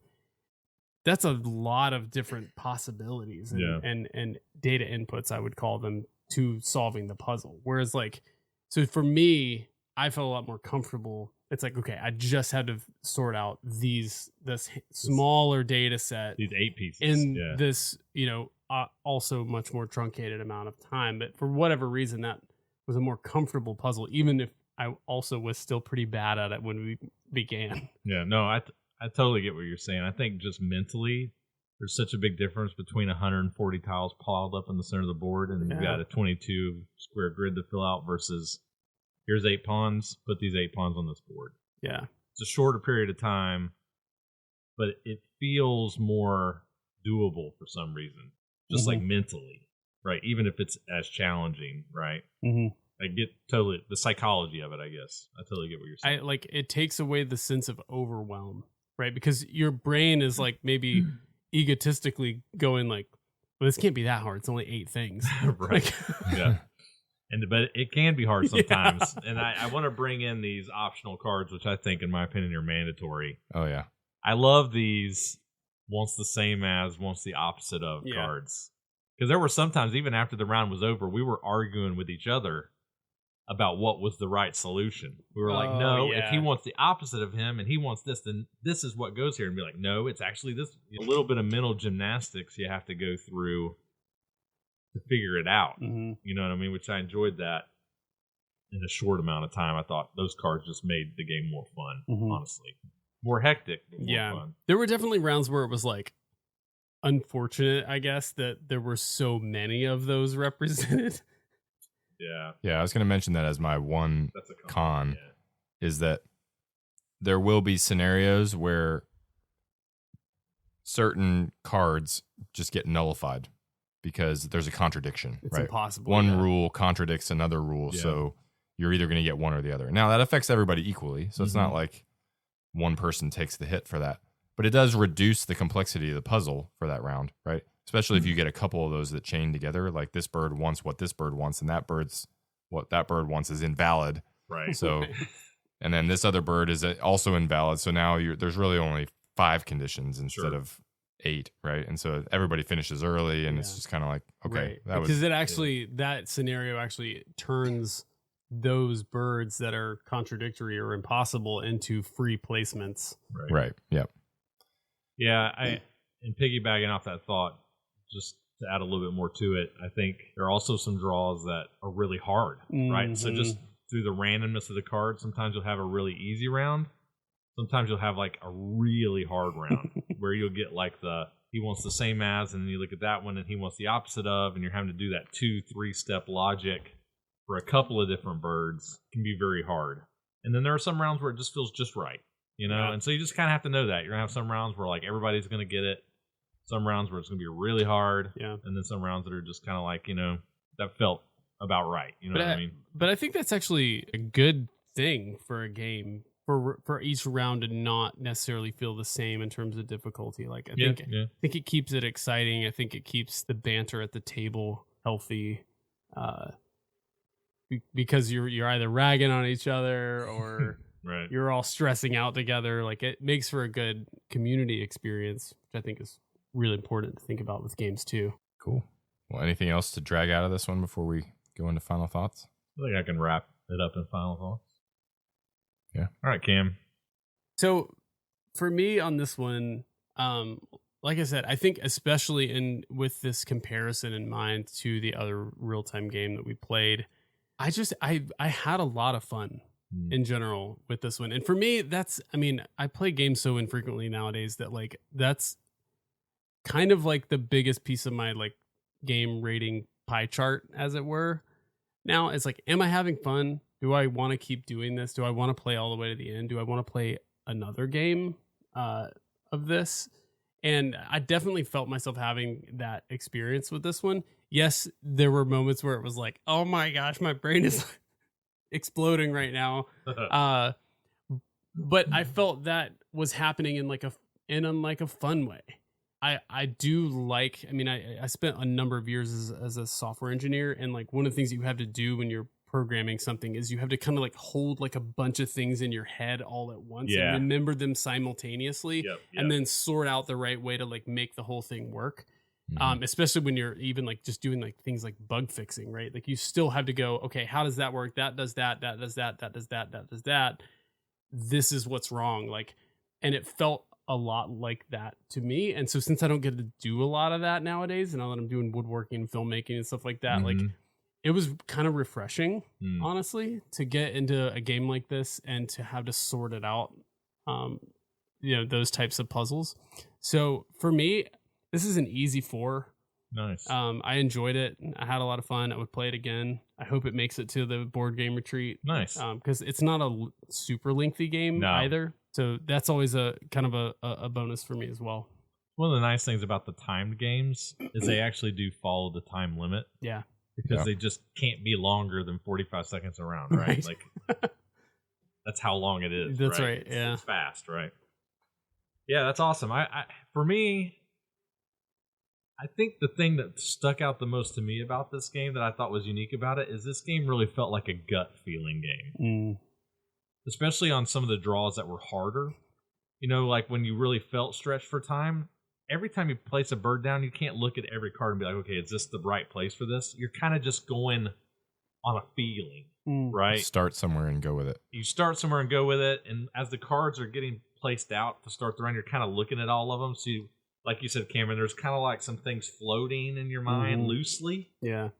And so there were a lot of rounds where I was like, this feels like the right place. And then I kind of work it out, and sometimes it was the right place, sometimes it wasn't. Yeah. But there was a lot of that kind of gut feeling that I just kind of enjoyed. And there were a couple of times when the time went out, I was like, I don't know if I've got this right. Yeah. And then I did have it right, and I was like, yes. And then there were the rounds I had like 3 wrong, and I was like, oh God. So I don't know. It just had a lot of like ups and downs, but in a good way. I think we all just kind of were in a good mood playing this game. Yeah. Baglio was with us. I know. We How were can you all not have having fun, a good time. right? So yeah, I enjoyed this game too. I'm also going to give it a 4. I liked both of these games. I think they're different enough for me to enjoy them both, but I think this one is solid as well. So another 4 for me. Cool. Nice. Well, we were talking about how we were all varied last time. I don't think it's going to happen this time. So this is a solid 4 for me too. I think these could go higher potentially. It very much reminded me of Nine Tiles Panic. Yeah, I was going to say. Yep. I think Nine Tiles Panic wins out a little bit just because it has like goofy aliens and things that you're trying to like sort out. Variety of cards and the roads and all the different conditions that can be thrown at you. Just makes for like funny scenarios. But yeah, like you guys have both said, I think we were all just kind of enjoying sorting out the puzzle here, and it's quick and it's there's a challenge there, but it didn't feel heavy, right? It didn't feel like it weighed on you. And, you know, if you screw up around, and you move on to the next one and, you know, solve the next one. So solid 4 for me. It's a good one. Nice. Where can we get it? Yeah, so unfortunately, there are no copies at Noble Knight. There are only 8 copies on the BGG Marketplace. It's a little harder to find, but I will say there's one other interesting little note here. This designer, Lauge Lucia, he's designed another game that I've also played. And I remember when I played Uluru, I was like, this game feels a lot like Dimension. And it's because he also designed Dimension. Oh, wild. I don't own Dimension, but I played it at a con before. So if you've ever played Dimension and you're like, this sounds a lot like Dimension, it's like, because it is. The only difference is Dimension has balls, and they stack in a pyramid. And it's like, the blue ball can't be touching the orange ball, or the red ball has to be on top of the pyramid. So it's like a similar idea. So what I'm saying is 2 things. 1, if you don't like Dimension, you won't like this game. 2, if you can't find Uluru, you could probably get Dimension, and it's probably going to scratch the same itch as Uluru if Dimension is easier for you to get a hold of. Yeah. So, you know, it's an interesting thought that I didn't have until just now is that I think maybe one of the reasons that I liked this one is that it also had like Tukey vibes. Yeah. You know, where it's like, here's a challenge. You're all working on it together, but someone's going to get it right and someone might not get it right. Like, Tukey's fun. Tukey's a good one. You need to try that one again. I own that review that in my very small library. That's from the first Origins we went to. Yeah. Oh yeah. I liked it though in this one. I don't know if this holds true in Tukey because it's been a long time, but feels like in Tukey there's one right solution, and you either get it or you don't. No. Because in this, I was going to say there are multiple ways to solve this puzzle too. Sure. Right? Yeah. It's not. Although one time I feel like you and I had almost basically the same board. There's definitely like a ban on screen looking in Tukey. Yeah. And in this game too, but what's interesting too about this, I'll mention it real quickly now, how differently people approached it. Like for me, I just kind of found the ones that I thought were the easiest and started there, but Jason said he went left to right. He was like, I do the first card, now I do the... See, I didn't do that. I would line up my birds so I could just pick off the first one, look at it, place it, pick off the next one. Yeah, I didn't approach it like that at all, but it was interesting that we ended up kind of in the same place, even though we approached the puzzle completely differently. Yeah. Right. And it's interesting how this I mean, you would call this multiplayer solitaire. Oh, for sure. Yeah. And I guess it is, but it doesn't follow through with the negative connotation that normally has. Like sometimes people are like, "Oh, it's just multiplayer solitaire. That's boring." Well, it feels like shared suffering. Maybe that's why. It's collegial in that way, right? Yeah. And it's short, right? Whereas in Mondo is multiplayer solitaire too, aside from central pile grabs. But for 5 minutes, the difference between 5 minutes and 45 seconds, it matters. I think. Yeah. So 5 minutes is like half of a game of Uluru. Yeah. I mean, honestly. Yeah. Wow. Cool. Well, those are our thoughts on Uluru.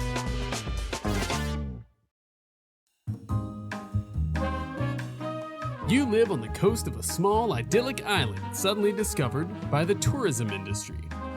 Each week, new tourists arrive at the harbor looking for sea, beach, comfort, or sporting attractions. But the island doesn't have many hotels and facilities yet. So, with your family, you start building chalets to lodge tourists and attractions to persuade them to stay longer. These tourists bring income which you can reinvest in your resort. Try to get high ratings in the travel guides by making your resort the most impressive. Call 555-432-FUN today. That player text actually is pretty good, explaining what you're doing in this game. Yeah. I feel like. Yeah. True. All right, let's get into it here. Sun, Sea, and Sand, published in 2010 by Quali. At the time of this recording, its BGG ranking is 3,684. Designer of this game is Corna Van Moorsel. Corna. Yeah, did a whole episode for this guy back in the day. I think it's episode 10. Designer of Habitats, Basket Boss, and Power Ships, all pretty good games. Will this one hold up? We'll find out. Interestingly, this game was also recommended to us by a BGG Guild member, Jay Wowzer. Jay Wowzer has that in mind, Jason. Offered up a lot of games, hasn't he? I feel like we've done a lot of his recommendations. We have. Actually, I think he recommended the Halloween game, 2-player memory game. Oh, Coop for Kessel. Coop for Kessel Co. I think. But that's a great game. Yeah, we've played a couple of his recommendations, so we appreciate it. All right. Brief rule summary for Sun, Sea, and Sand. Sun, Sea, and Sand is a worker placement game where your family members, so these are your workers, work together in order to attract tourists to your beach resort. Each player gets a total of 5 workers, and there are 4 different colors of tourist, with each tourist color wanting a specific thing on their beach vacation. So again, you're attracting tourists. Some tourists are red, some are blue, some are yellow, and that color means that they're looking for a certain type of experience or attraction on their vacation. Okay? On a player's turn, they will place one of their workers in one of 4 different locations. Each player will continue placing one worker at a time and executing its action until all players have placed all of their workers for the round. So what are the different action spaces available to the players? Well, first, the players can spend money to purchase 1, 2, 3, or 4 bungalows for their hotel. Bungalows are important because you can never have more tourists in your hotel than you have bungalows, and having many tourists is important for generating revenue. And you need revenue to build more bungalows, build more attractions so your tourists will stay longer, etc. Each time a player takes this action, their worker will be tied up for 2 weeks. So there's something interesting going on here from a worker placement aspect in that actions take a certain amount of time. And so for this particular action, you will not get him back in the next round. He's out of commission for a round, and then you get him back the next round because he's building a hut. He's working, right? So you've lost him for a certain amount of time. Second, the players can take an action to build advertising to attract traveling backpackers to stop at their resort as opposed to your opponent's resorts. More on backpackers later. Each time a player takes this action, however, their worker will be tied up for just 1 week, so you'll get them back in the next round. Third, a player can take an action to build an attraction. So these attractions are big things like tennis courts and bars and different things like that. Importantly, they score you a good bit of points. This is one of your big point scoring things in the game. But another thing that's really important is all of your attractions are also color coded.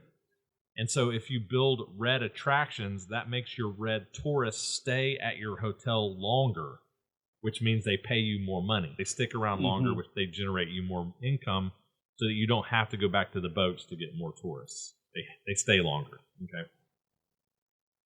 Whenever a worker does this, they're tied up for 3 weeks. Okay, so you lose them for 2 rounds because building a tennis court takes a long time, right? All right, and then lastly, the players can send their workers to the cruise boats. It's so funny to me. In order to entice tourists to come stay at their resorts. You send your worker and they're like, hey, come stay at our place, you know? They're out there with the signs, spinning they're out it there around. with the signs, right?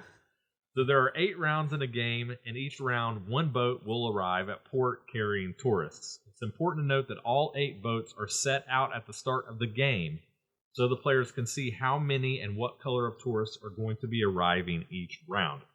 So the way it works is the boat's kind of broken up into spaces. And in one space, there might be a single yellow tourist, whereas another space might be 2 blue tourists and 2 red tourists. So you place on there, and you get those workers and you put them in your resort as long as you have enough bungalows to house them. In addition, the players can also book tourists in advance by placing their workers on the boats that will be coming into port on future rounds.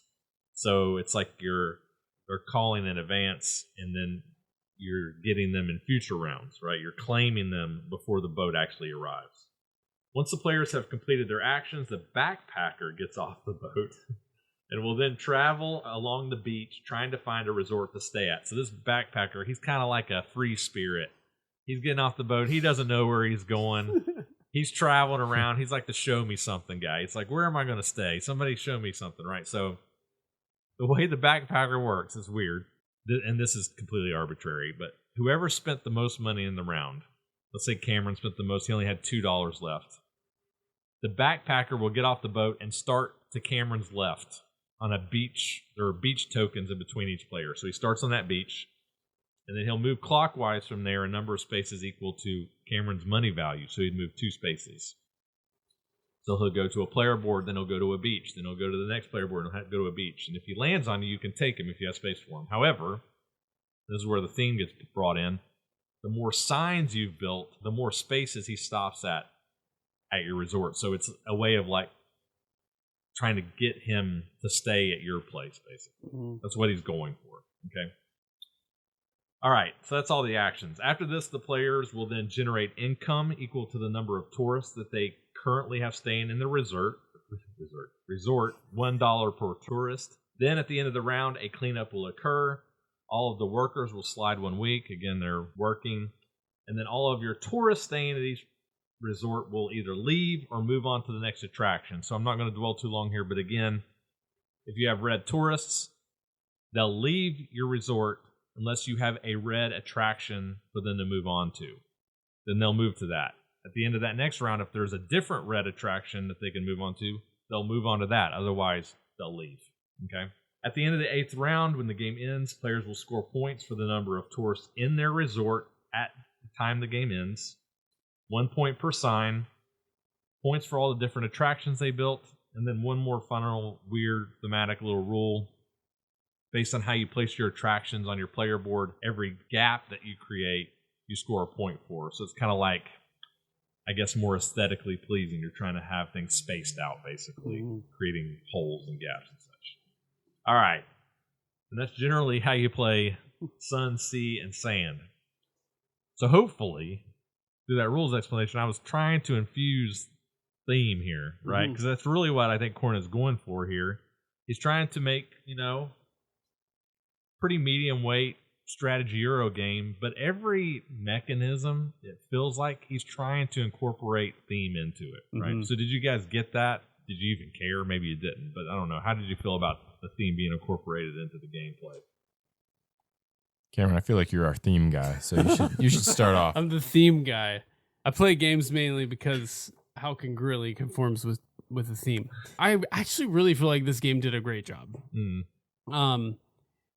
One of the things that I typically do, I didn't do it when he was explaining the rules right now because I didn't want to be rude on the podcast, but normally when he's reading out the rules, I'm like connecting the dots on theme. And I was talking a lot when we were learning how to play this game because I feel like they did a good job. It's like, oh yeah, they got to stay in their bungalows. Oh yeah, you can't have more people there than you have bungalows for. Right. That's crazy, And in that sense, like I felt like it was pretty fun. Like, and even like the different categories of things, like, you look at the imagery on here and it's like, it's not the world's greatest art or anything, but the blue ones are all boat themed, right? The green ones are all sort of like outdoor, here's a pool, here's a tennis court. Right. And your board is even like, it's like the grassy area and then the boardwalk, right? And then the beach, like the sand is yellow, and then the water itself. You're literally building your resort out. Right. The beach themed ones are all like, here's a water slide that goes in the ocean. Clearly there's a lot of effort to make it thematic. Even the whole different styles of travel represented, right? Some people are going to book ahead of time. Some people are going to just get on a boat and go see something for a day. And some people are going to be backpacking and like, they don't know where they're going, but they're going to be happy when they get there. Right. It's cool. Thought it was a nice touch. The scoreboard, well, not the scoreboard, but like where you track how much money you have. Yes. The higher you go up, the icon of the space is like sunny, and then as it goes down to 0, it turns more and more and more into like a grayish, like rainy day. Yeah. And the whole, even the whole thing of like when you place a worker, which I thought this was fairly unique for worker placement style games, where it's like it's normally worker placement, like you're fighting over a spot. You're fighting over a spot, but it's only for the round. Yeah. And this is like, you're not really fighting for the spot. You're kind of like carefully strategizing how long do I want to tie up a guy? Yeah. Because I'm not going to get him until he comes back out, and his project is complete, right? And that's the kind of stuff that you don't get with just kind of raw board game mechanisms, right? Like the theme is infused into those things, I think, in a really creative way. Yeah, I mean, I think you covered it, Cameron, and I interjected there a little bit, but I would agree. I think the theme is dead on in this one. Pretty much every aspect of it is pretty thematic, minus maybe the gaps on your player board piece. That's a little bit of a stretch, but but I like the cruise ship mechanism. I liked how you could see, like, I mean, you know what cruises are coming in, you know, 6 months from now, and you know can kind of gauge, like, based on. It's very Strasbourgish. Yeah, I was about to mention that too. It felt very Strasbourgish. That it's let like you see everything. The auctions laid out. Yeah, right. You can see the people coming. Yeah. Yeah, I definitely caught that vibe too. But yeah, I think it nails the theme, to be honest.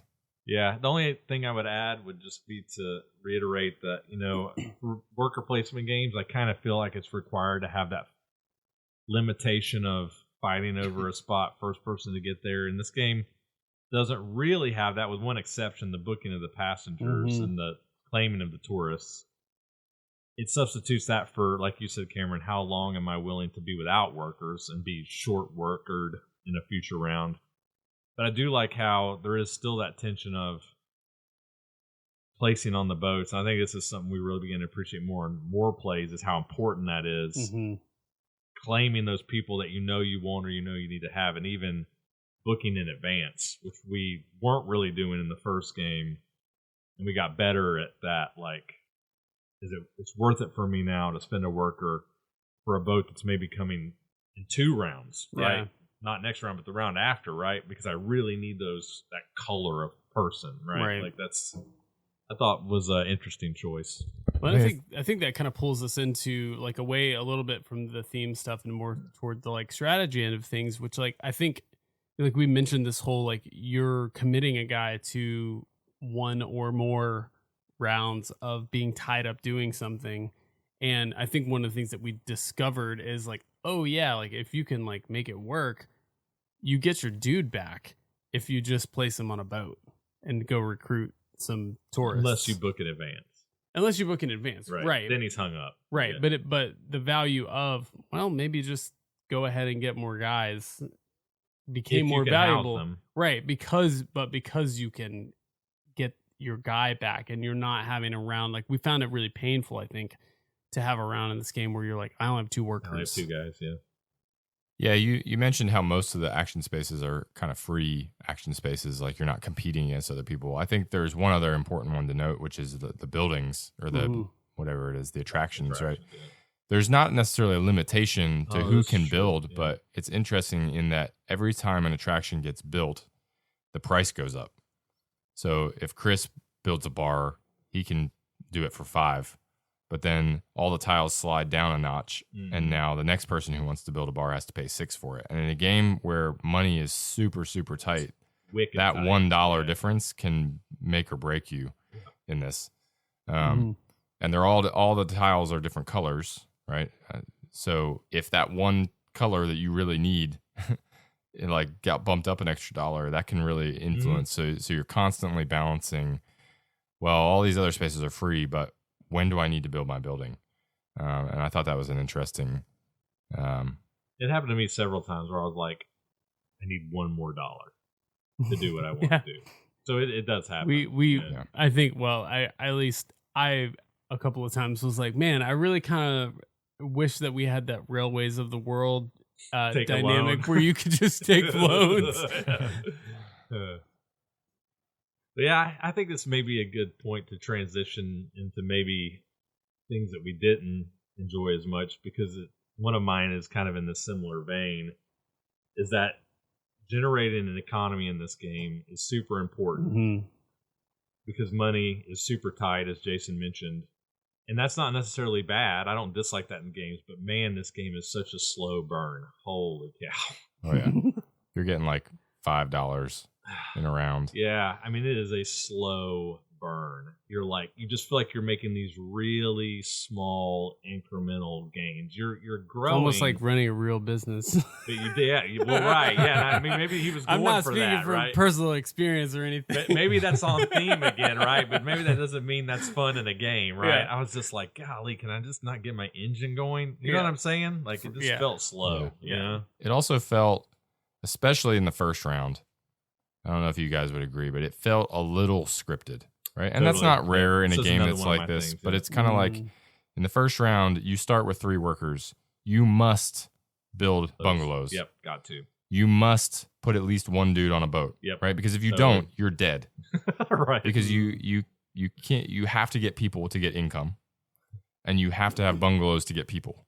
So 2 of your 3 workers in the first round are guaranteed. Predetermined. Now, there's choice there. You choose how many bungalows am I going to build? How much money am I going to spend on that? You're choosing which guys you're going to take. And then you're choosing what you're going to do with that 3rd worker. And that all matters. But it feels a little rigid, right? Like if you want your engine to go, there are things you must do, right? So there's the flexibility is limited in those first couple rounds. One could say the same thing about Scythe. I'm just saying. I agree with you. It always comes back to Scythe with you. I'll take your point one step further, maybe to the extreme, but I mean, I would argue into the 6th and 7th of 8 rounds, I felt like we were all doing almost the same things with some very small incremental differences. This is not a game where it's like, oh, Jason's trying this strategy and Cameron's doing this strategy. Yeah. We're all kind of doing the same things with very minor deviations from each other. And minor efficiencies in one direction or another. Right. And it's hard to determine which is the right, like, what is the right way to be efficient here? Yeah. I don't really know. Right.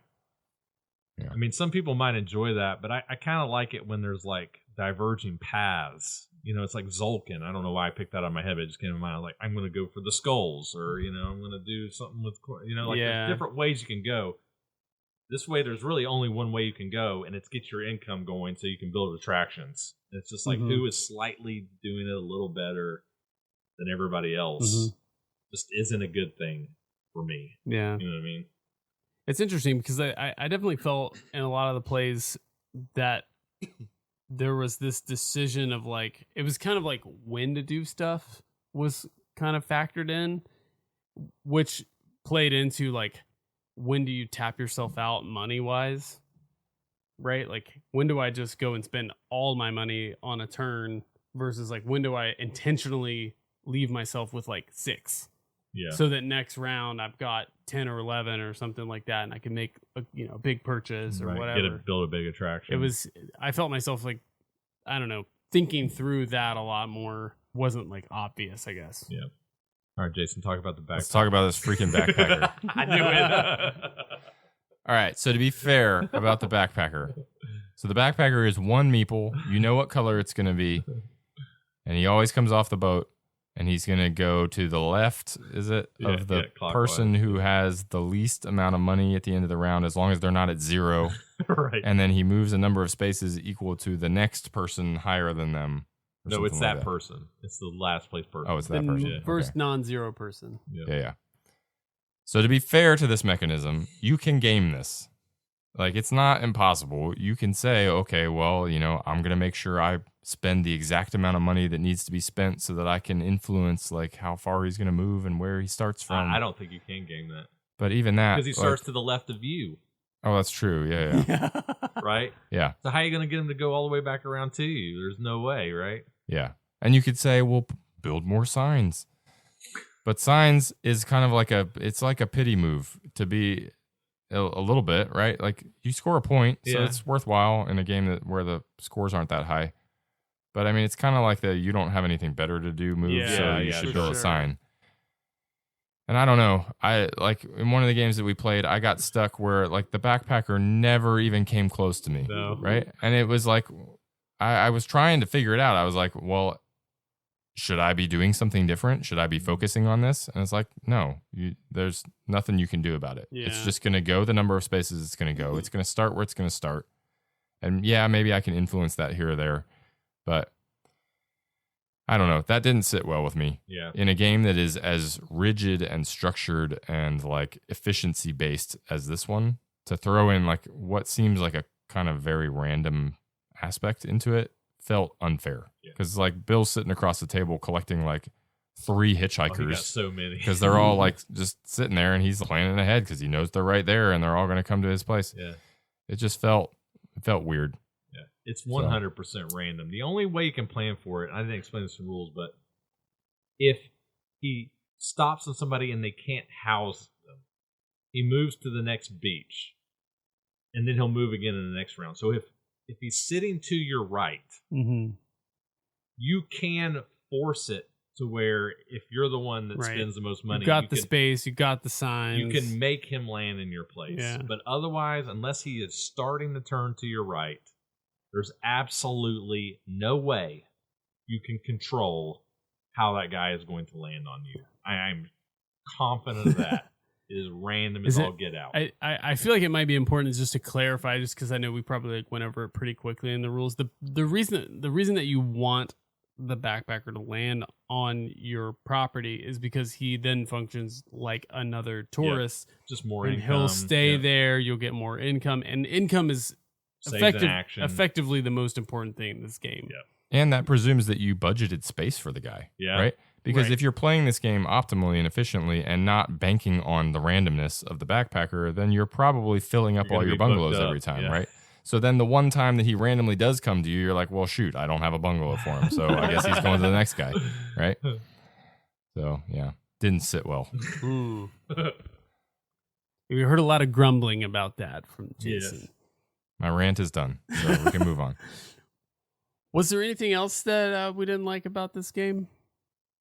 There is randomness in the ships and how they come out, but there is not a whole lot of variability, right? In terms of, we talked about there's not a ton of paths strategically, but there's also not a lot of variability in the setup, aside from like which colors of tourists are going to come when, right? And so you are reacting to what other people are doing, but I wonder if you wouldn't settle into kind of like an optimal opening strategy and an optimal like kind of way to play the game. I agree, because I do think there is a dominant strategy of doing this monocolor with one attraction. Like if I'm going for red, just build all red attractions so the red guys stay around as long as possible and get red passengers as much as I can. Yeah. And the reason that makes sense is because the longer they stay, I don't have to spend as many actions on the boats. Yep. Right? Because they're efficient. staying in my resort, right? So to me, I don't know why I would ever play this game any other way than like that. Because it's the smartest way to do it. If you specialize in the color and make them stay, I can spend less actions on the boat and more actions doing other things. Yep. Right?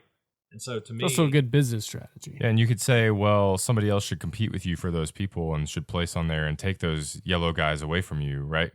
But unless they have built up yellow, which in a game like this is not a smart strategy to directly compete with somebody over a single color. Or they get more expensive, then you've either lost or you've made both of you lose. Right. Right. We ready to wrap this up? Think so. Yeah, I think so. Kick it off, Chris. Yeah.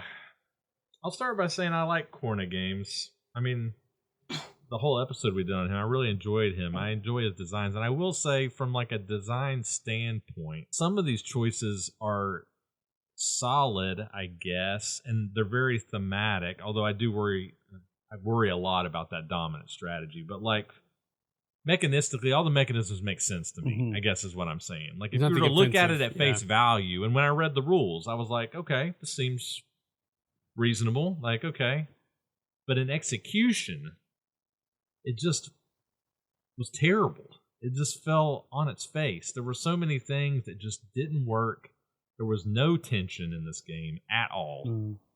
And that is a requirement for me for worker placement. I felt no tension really in the worker placement. I felt like I knew exactly what I was going to do, and I was just hoping that I was doing it just barely better than everybody else. I was not engaged when we were playing this game. Actually, the last time we were playing it, all I could think about was teaching Zendo to Bill, because that's what I wanted to be doing, because I wanted him to play it, because I just wasn't into it. And I think it's just because the mechanisms, while some of them are fairly sound, I guess, weren't interesting. They didn't grab me. The game's just bad, honestly, and that's a disappointment because, like I said, I normally like his designs, and I had high hopes for this game, but it literally did nothing for me. So I'm giving this one a 2.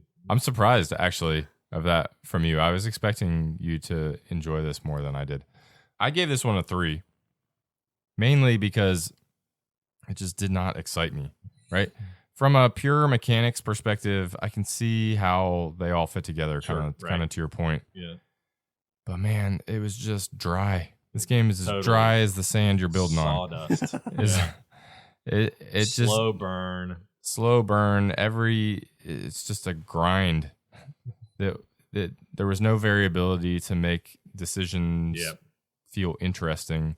I wouldn't move. Yeah, I wouldn't say there's no tension because you're like, oh, well, is Cameron gonna jump on that? Maybe on the boats, boat spot, but it's like, but at that point it comes down to turn order. It's like Cameron is going to jump on that boat spot because he goes in turn order before me, and that's the obvious thing for him to do right now. And I feel like Cameron said, people had kind of their colors. Like I wanted the double yellow, and I knew nobody was going to take it because nobody was hitting yellow but me, right? Like it just wasn't there. You know? Yeah.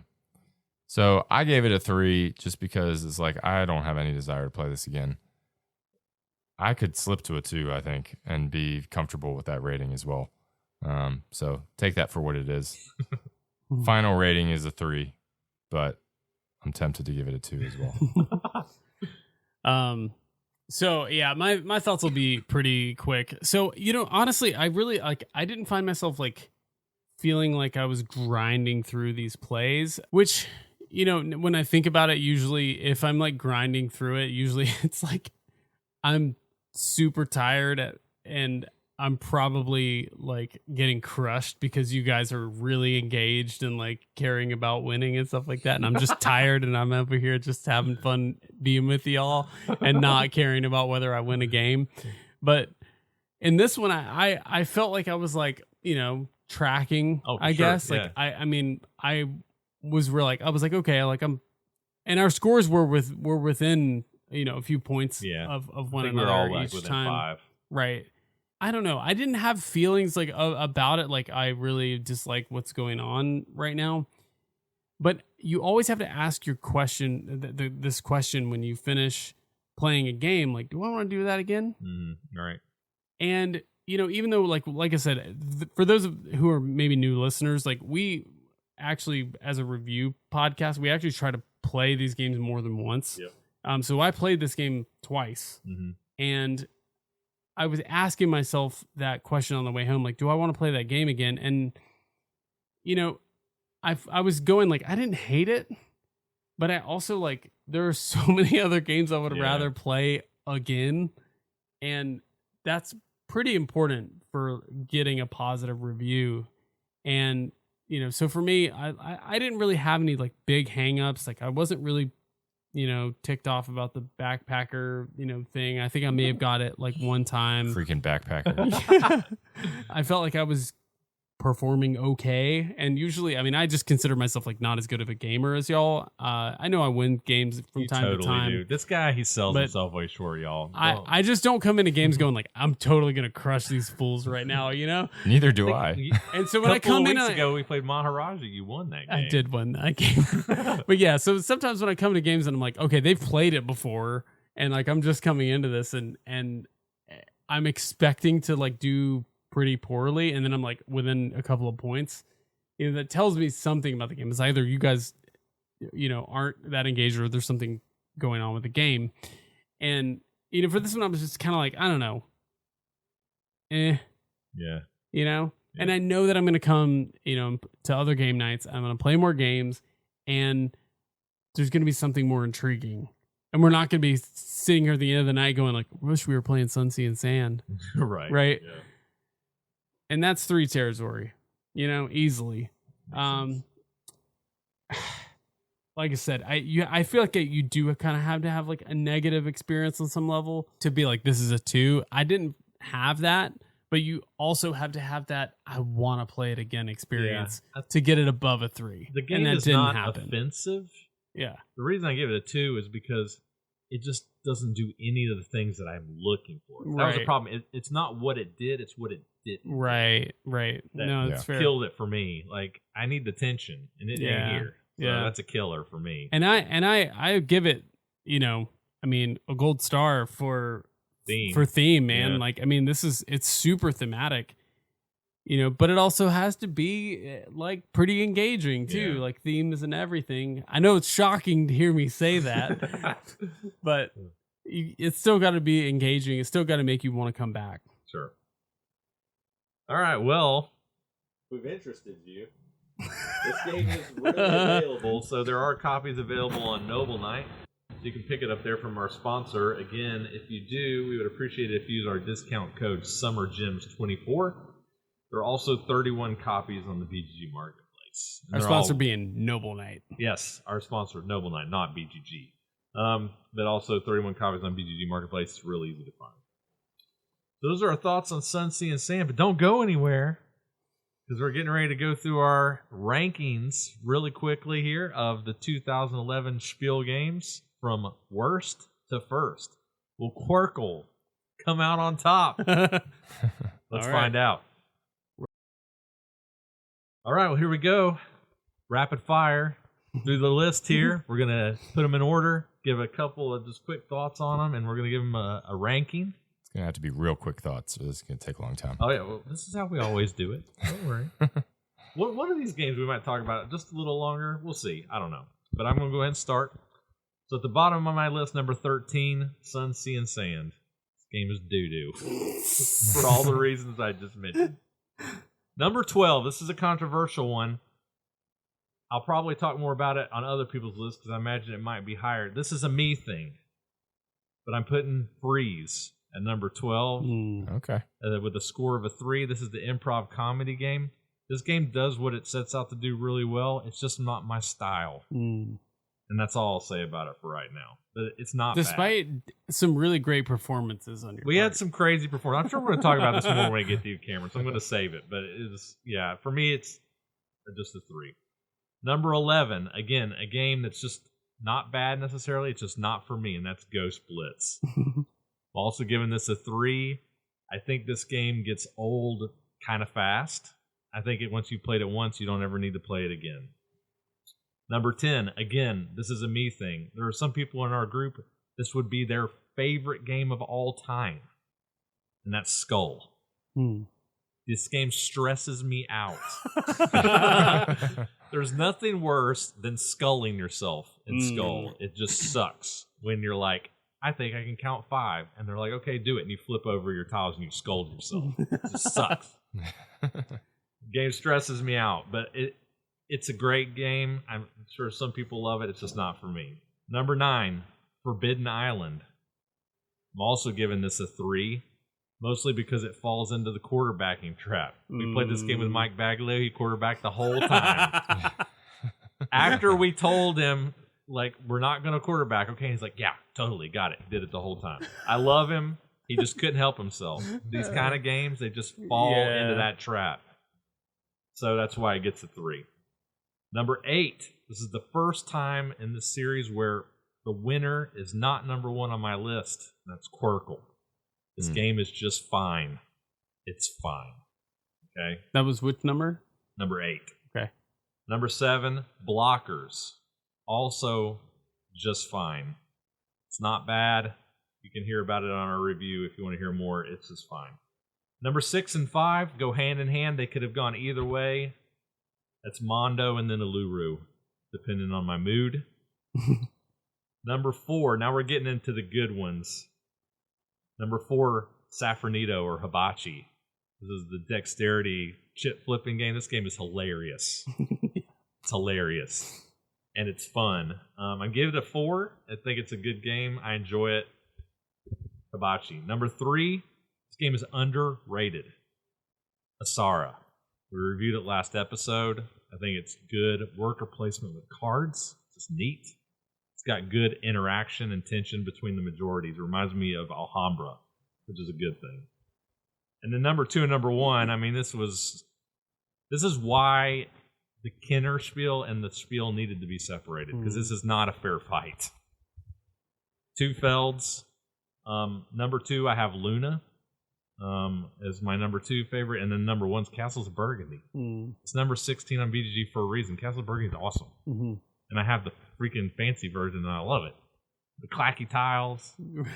We played it on the getaway. You do have a fancy one. I love. Super fun. Loved the physical touch element of your version of that game. Oh, so good. So yeah, number 1 for this year, Castles of Burgundy for sure. Nice. Cool. All right, Jason. All right. At number 13, the only game that I will rate lower than Sun, Sea, and Sand, Ghost Blitz. I'm giving this game a 1. Oh no! I don't think it. Well. Not because I think it's broken. No, you sucked at it. Well, I did suck at it. I did not get a single card that wasn't like the most obvious, like there's a picture of a green chair, grab the green chair. So it's not a game that's broken, it's you. Well, maybe. But I also think that this tends more into like the activity category more than it does the game category. And so, yeah, just a 1 for me. And your kids. Dude, my kids smoked us. They were wrecking us. I'm telling you, there's something about like young minds, like once your synapses just start to crust over when you get older, you just can't function like you used to, you know. It's just something's happening to us. Yeah, agreed. I don't think the cards where it was like the 4 things are there, you need to find the 5th one, I don't think I got a single one of those right. And I don't even think that I was even close. Like somebody would grab it and I'd be like, I still don't know what the right answer is. Like, why is that the right one? Somebody explain it to me. So awesome. Anyway, yeah. Number 12, Sun, Sea, and Sand at a 2. Yeah. Number 11, Mondo. So wow, this is we're in the 3 category at this point. Sure. But yeah, just meh. Number, what is this, 10? Yeah. Surprisingly, this might surprise especially you, Chris. Number 10 at a 3, I have Luna. Whoa. I could see that. I can appreciate... It's mega rulesy. I can appreciate what Luna is, and I love Feld. I love most Feld games. This one, for whatever reason, has always just kind of put me off. I've just not enjoyed it. It's super rulesy. The theme doesn't really hit with me. Okay. I don't know. I just didn't enjoy my plays of it. And so it's just, for whatever reason, it's probably at the bottom of the list of Felds for me. I can see that. I will say this game does. Sometimes you'll hear people saying like rules for rules' sake, and sometimes Luna feels that way. I still love it, but I get what you're saying. Yeah, 14 actions on your turn. It's just no. All right, number 9 out of 3, Forbidden Island. Yeah. So I'm not a huge cooperative game person in general. And Mike Baglio just made me not like it forever. So. Just kidding, Mike. We love you. We love you, Mike. At number 8, we're in the 4 category at this point. Oh, wow. Okay. We're going to rank Freeze. What? Okay. So Really? this is probably a surprise to people, you too. Were going to That's hate incredibly this. surprising Shocked. to me. Yeah, no, I mean, surprisingly enough, like I've played a lot of charades and stuff, and I don't hate it. Right. If I can get outside of myself and away from, not feeling like I have to not look like an idiot. Like, I feel like charades can be pretty fun. And this version of it adds a nice little twist, right? Because you're not just trying to figure out what's going on. You're also trying to figure out, like, I don't know. I won't get into the details of it. Well, maybe we should. Let me just explain it real quick, because I think for your list, too, I'm expecting it maybe to be higher on your list. But basically, you get a number, 1, 2, 3, 4, and then you get a scenario, like in a school or in a police department or something. And if your number is 1, you're supposed to act as if you're of a person of the most authority in that location. So you might be like the principal or the sergeant or something. And if you're the 4, you're like the lowest person on the rung. So you might be like a student or a prisoner or something. But you can't talk about it amongst yourselves. And then the audience... like a die get rolled and the 2 gets rolled. And then everybody has to point at who they thought was playing the 2 role. Right. So it's interesting in that way. It's a fun little puzzle. Yeah. Both trying to figure out how to insert yourself into the scene in the appropriate way to get people to choose you, but also like being the observer, just watching other people act like idiots and trying to figure out what they're trying to do. Yeah. I thought that was interesting. So we had a lot of laughs. All right, number 7, blockers. Okay. It's kind of, it was all right. I don't know. Maybe that falls in the 3 category for me. I don't know. I put this list together quickly, so take it for what it is. Number 6, Skull. Yeah. Not my favorite game, but as far as bluffing games go, it's a pretty darn good one. Maybe the best. And it's not one that I'm going to go to all the time, but when people grab it and start playing it at the game weekend, like I almost enjoy watching it more than I enjoy playing it. Yeah. It's a fun game to watch other people play and watch what they're doing and be like, they're screwed. All right. Number 5, Quirkle. Okay. Granted, I've played this once in preparation for this podcast, so I don't have extensive knowledge of this one. But I mean, for what it is, it's an easy game to teach people. Maybe there's better ones. I don't know. It was what it was. Bagley, I love this game for what it's worth. Mm-hmm. Yeah. Number 4, Hibachi. Nice. For all the same reasons you already mentioned. Yeah. It's a fun one. Number 3 for me is a Saira. Okay. So good. I enjoyed it. Is it going to be do I dream of playing this game again? No, not really. But I liked it. I would play it. Number 2, Uluru. Nice. Wow. So still in the 4 category though, Yeah. right? So we're not jumping up into the 5s and 6s here. But I will jump to a 6 for my final entry in the list, which is Castles of Burgundy. Nice. I mean, you got to play this one. That's awesome. So it's going to be in your top 100 then. Oh yeah, for sure. Yeah, mine too. Yeah. We're not there yet. Not even close. Yeah. Nice. All right, Cameron. Cool. All right. So I'm so good at putting together lists of games in order. That's a joke because I've been trying to contribute to this whole If you heard any key clacking in the background, here's my that list was of Cameron games. compiling his list. Yeah, I'm very bad at this, so I'm just gonna go for it. And do it, man. It is Go. what it is. All right, so 13 kind of has to be Luna, mainly because I didn't actually get to play it. Yeah. You would probably hate it too. So I will say we planned to, and then I started reading through the rules again to remind myself because it's been a while, and I was like, I can't do this to Cameron. I told him, I was like, dude, do you want to just skip Luna? You're gonna hate this. And he was I've come to some game nights and being like, hey Chris, can I have a coffee? It's like 9:00 at night. And he's like, bro, it's pretty late. And I'm like, man, I'm tired. I've been up since like 4:30. So he's had a lot of mercy on me with some of these. Might be great. Who knows? So number 12 is Mondo. Wow. Because I gave it a 2. I'm in the minority for sure. All right. So oddly, this list is actually weighted toward the higher end of things, which kind of surprised me. So number 11 is Sun, Sea, and Sand with a 3. 10, I'm almost embarrassed to say it because you guys rated this one so high. Saira. Okay. Wasn't my favorite.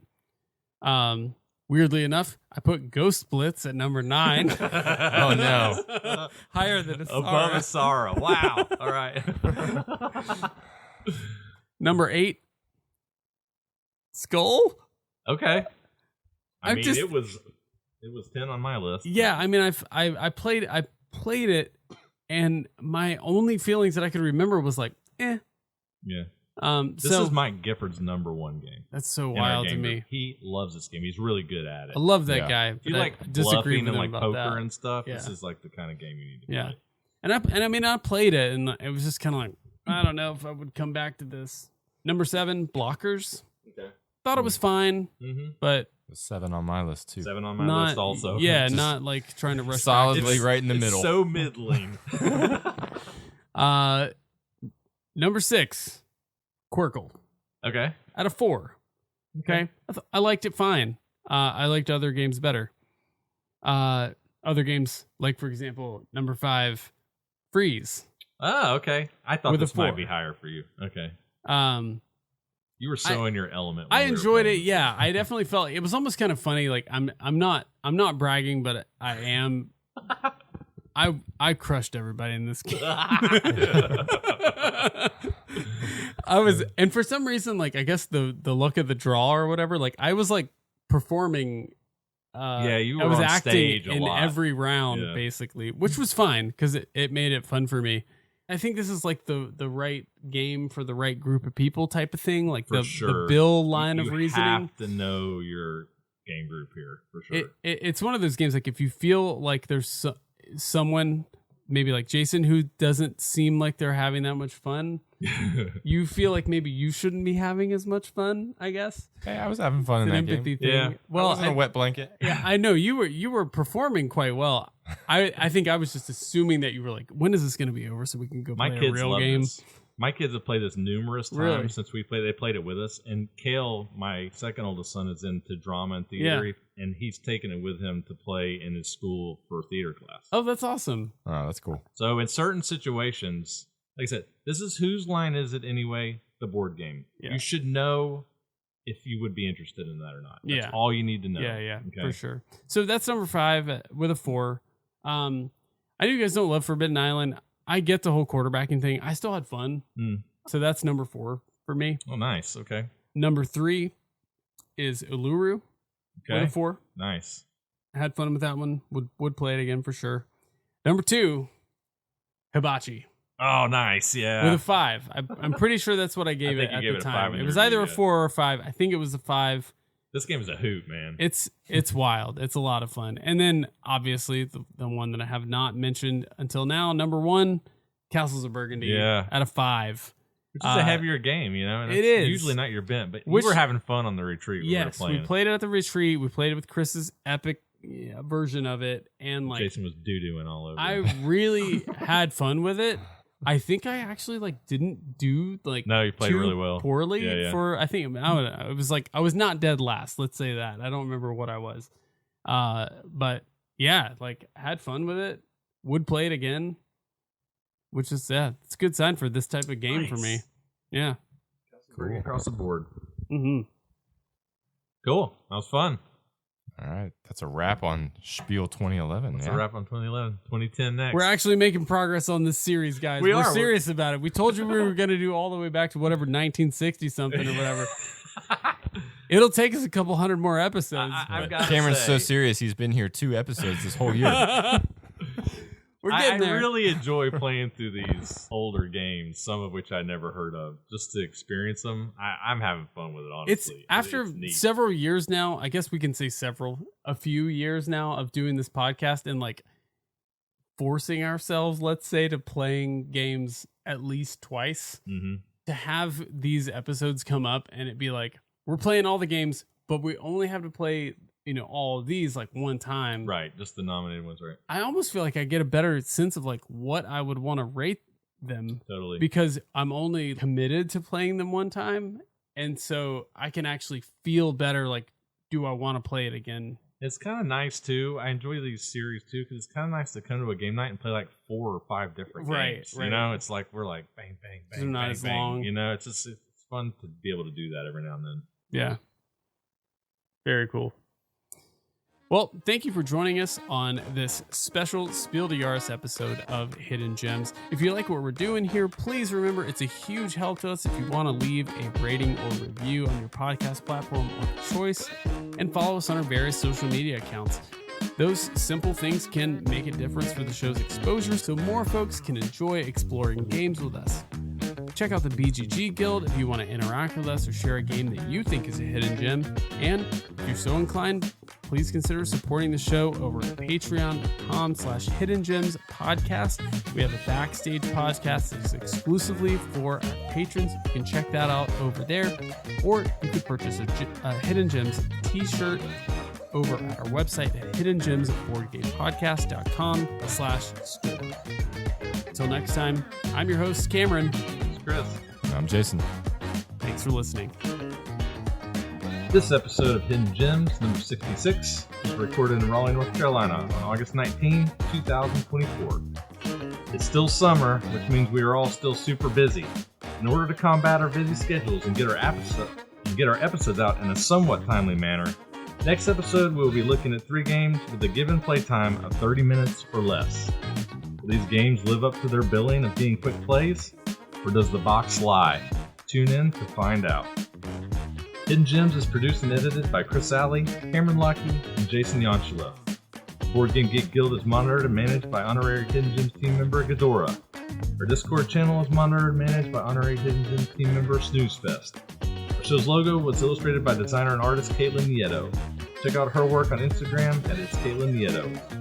We would love to hear from you. Feel free to join the discussion on our many social media accounts. You can find us on Facebook at Hidden Gems Board Game Podcast, Instagram at hiddengems.podcast, and X at Hidden Gems Board.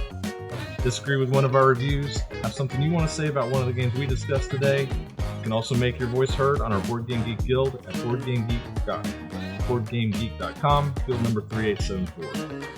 Once again, thank you for joining us on Hidden Gems. And until next time, fellow gem seekers, enjoy your games, enjoy your search.